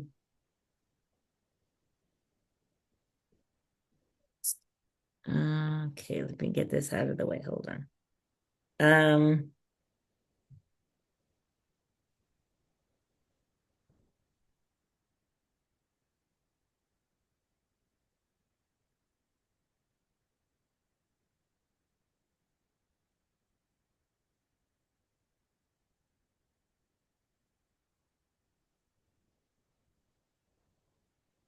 Yeah, that's the pericardium. That's sac. Pericardium.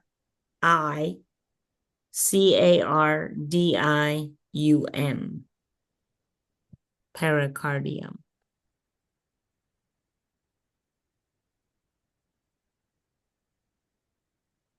Mm-hmm.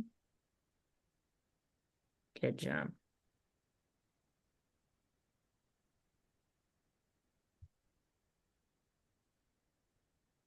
In this frontal section of the heart, which chamber is shown at the tip of the arrow? Okay, so that's, okay, we need to go to the heart picture first so we can look at it. But it looks like an upper chamber to me. Let's get the picture so we can, because I think it's, yeah, see, it's reversed. So the upper chamber, which it was pointing at, would be the right atrium right here. This is the right atrium.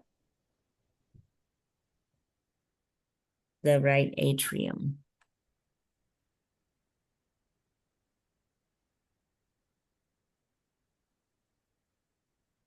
Even though it looks like it's on the left side of your picture, because it's reversed when you're looking at it.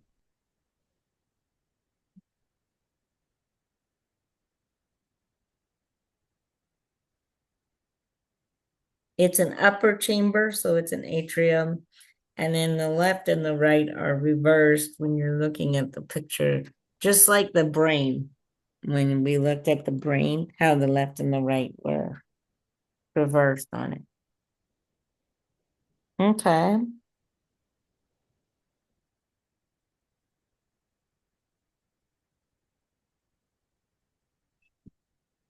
Good.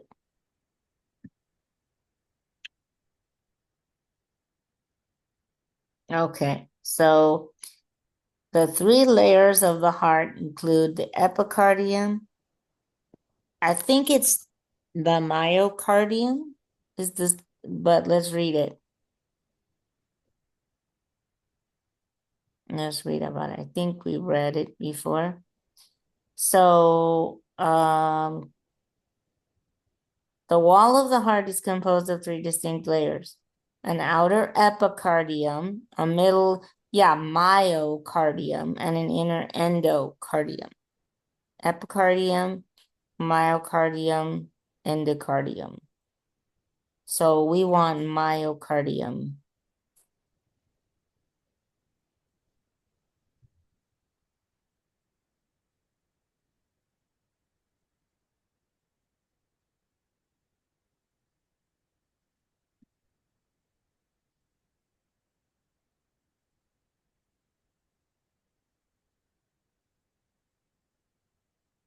MYO. I know it looks like it should be M-A, like Mayo, but M-Y-O, cardi, yeah, U-N, myocardium. Good job. Okay, I don't know where the valves are. Name the valve with its proper location. So we got to look for where the valves are. I don't know where they are. There's 4 valves. Let me look.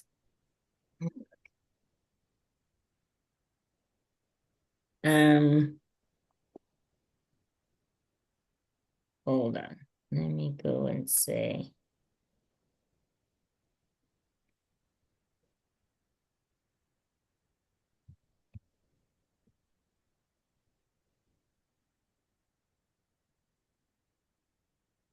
Oops.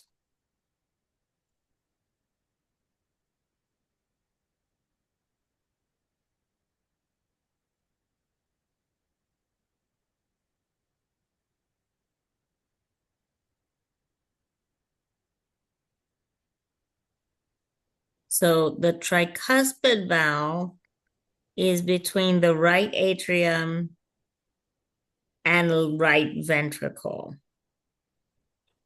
So the let me shrink this. So the tricuspid valve is between the right atrium and the right ventricle. So that's this first box. This first box at the bottom goes with the first valve.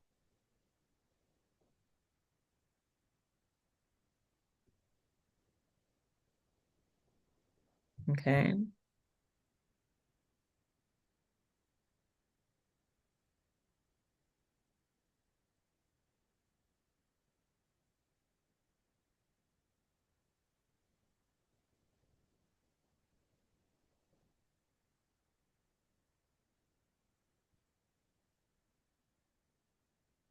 The mitral or the bicuspid valve is located between the left atrium and left ventricle. So the right atrium and right ventricle, that's the first box. Yeah. And then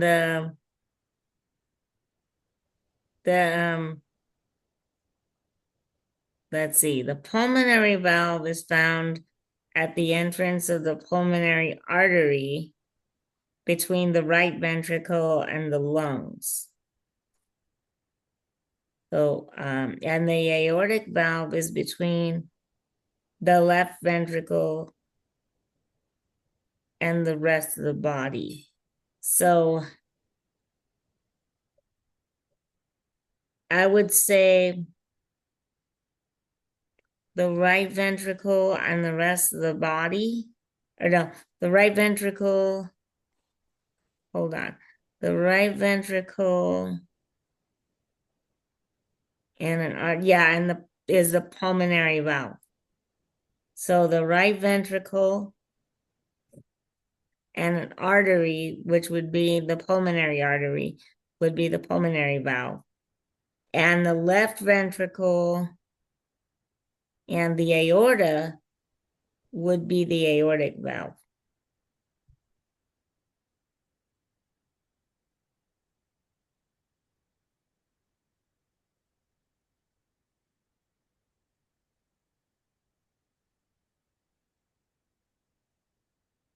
Okay.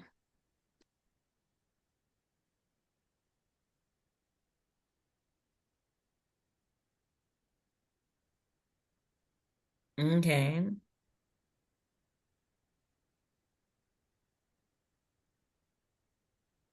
How many chambers does it's 4?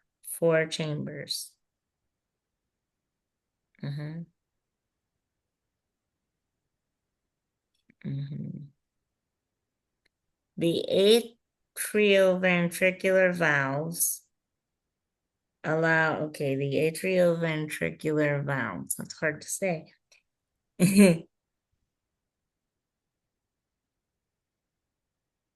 The atrioventricular valves allow one-way blood flow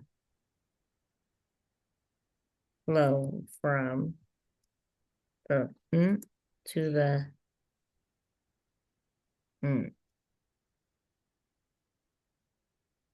from the atria to the ventricles. Makes sense because it's atrioventricular. From the atria to the ventricles. These valves prevent backflow by closing when the ventricles contract, ensuring blood flows in the proper direction through the heart. So that's atria and ventricles.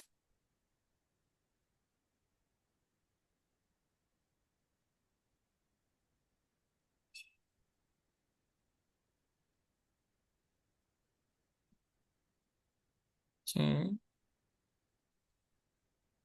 The blank are the upper thin. Okay, do you remember which ones are the upper chambers?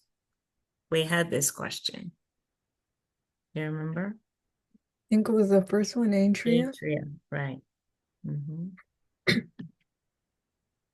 Right, good job. Which veins deliver blood to the right atrium? I'm not sure which veins deliver blood to the right atrium? Okay, so that's going to be, there's a few of them, okay? There's the superior vena cava. So the superior vena cava, which is the last one from the bottom, that returns deoxygenated blood from the head, neck, arms, and upper body. There's the inferior vena cava that carries deoxygenated blood from the lower body. And there's the coronary sinus that collects blood from the heart's own circulation and drains it to the right atrium. So the vena cava and the coronary sinus.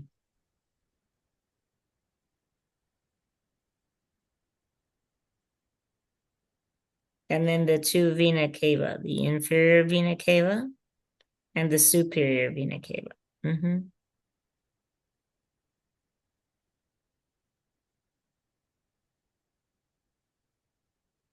Okay, so the ventricles are,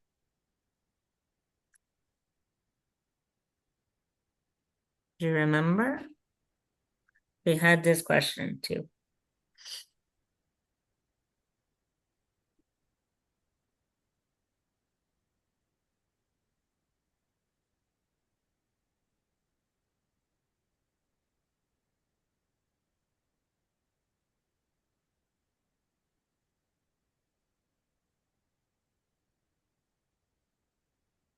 Would it be the first? That's the atria. The atria are the upper ones. The ventricles are the lower ones. So they're the thicker lower chambers. Remember, the heart has 4 chambers, right? So the upper 2 are the atria, the upper thinner ones. The lower thicker ones are the ventricles. Okay.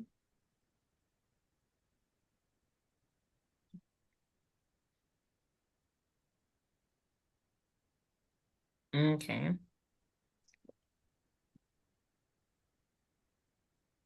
All righty.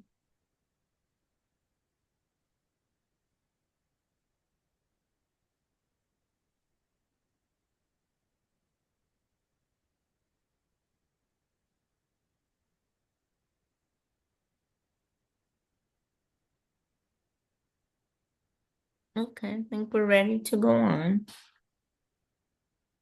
Which valve is located between the right atrium and right ventricle.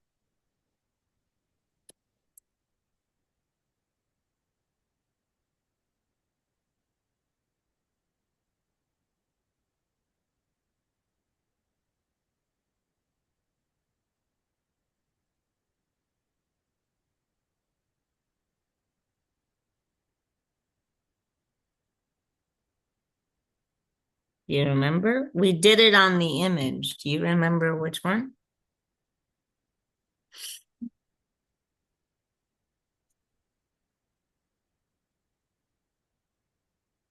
Would it be the second one?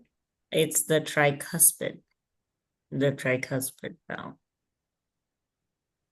Because the aortic valve is located between the artery, not the ventricle. So that's the tricuspid valve, the right atrium and the right ventricle.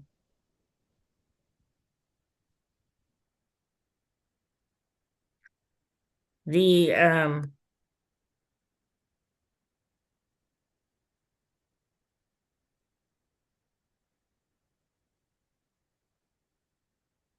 aortic valve is between the left ventricle and the rest of the body.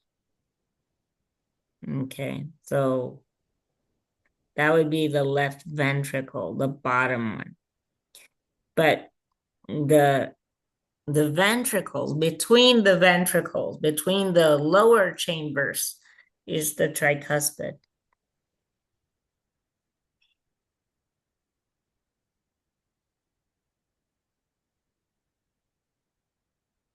Okay. Okay, so now we have to look at the picture here. So we're looking at what looks to be the right side of the heart, but remember it's reversed. So it's going to be the left. And it's the lower chamber. So it's the left lower chamber, which would be the left ventricle. Left ventricle here.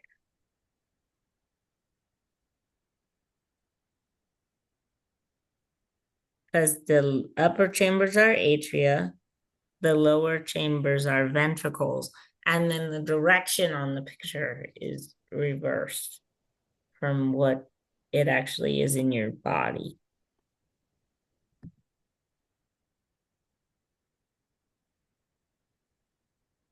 Okay, what prevents the atrioventricular valves from inverting into the atrium? I don't know this one. Let's look it up because I don't remember reading it. What prevents the atrioventricular valves from inverting into the atrium against the pressure of blood from the ventricles? Let's read it and find out.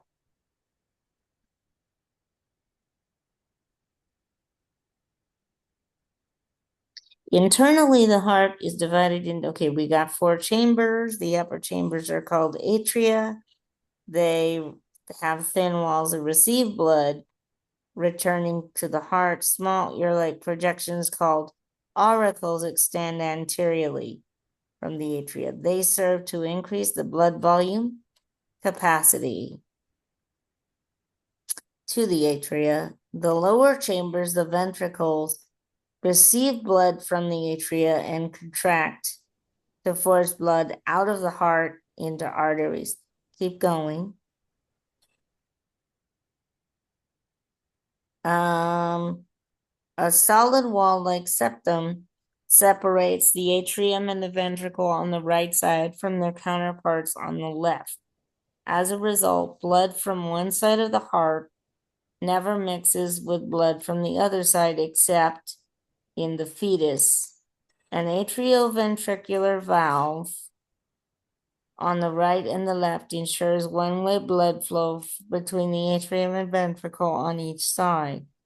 The right atrium receives blood from the vena cava, 2 large veins, the superior vena cava and the inferior vena cava. A smaller vein called the coronary sinus also drains venous blood into the right atrium from the myocardium. The large tricuspid valve, which has 3 tapered projections called cusps, as its name implies, lies between the right atrium and the right ventricle. This valve permits blood to move from the right atrium to the right ventricle and prevents backflow. Okay, keep going. We're getting warmer, but that's not what the question's asking yet. Strong fibrous strings called chordae tendineae, chordae tendineae,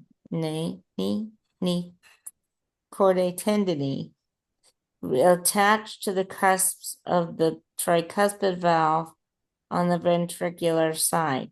These strings originate from small mounds of cardiac muscle tissue, the papillary muscles that project inward from the walls of the ventricle. The papillary muscles contract when the ventricle contracts. Okay. As the tricuspid valve closes, these muscles pull and prevent the cusps from, I think it's the chordae tendineae, because it says these muscles pull on the chordae tendineae and prevent the cusps from swinging back, everting into the atrium. Read the question again, but I think it's the chordae tendineae or the papillary muscles. Let's read the question again.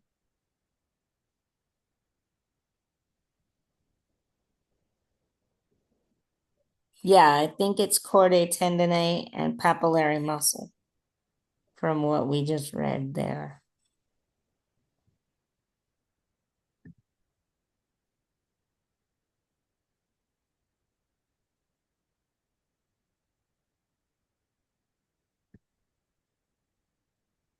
Okay. All right. And here's from the image match. Okay, so now they're testing us on the valves. So we need to look at the picture, because now they're not testing us on the atrium and the ventricles. They're testing us on the location of the valves. So let's look at that and see what we have. So the one that's on the right side, which looks like the left side of your picture, that connects the right atrium with the right ventricle, is the tricuspid valve. Okay, the tricuspid valve. And then the one that connects the left atrium with the left ventricle is the mitral or the bicuspid valve. So the tricuspid on the right and the mitral on the left. So let's go back to the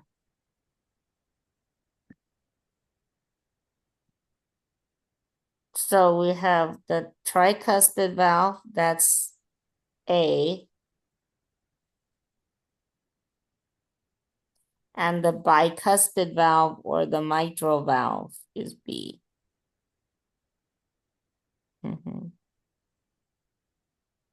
Good job. Shall we stop here? Yes. Okay, so tomorrow we'll pick up with this again. We did pretty well. We did 11 concepts.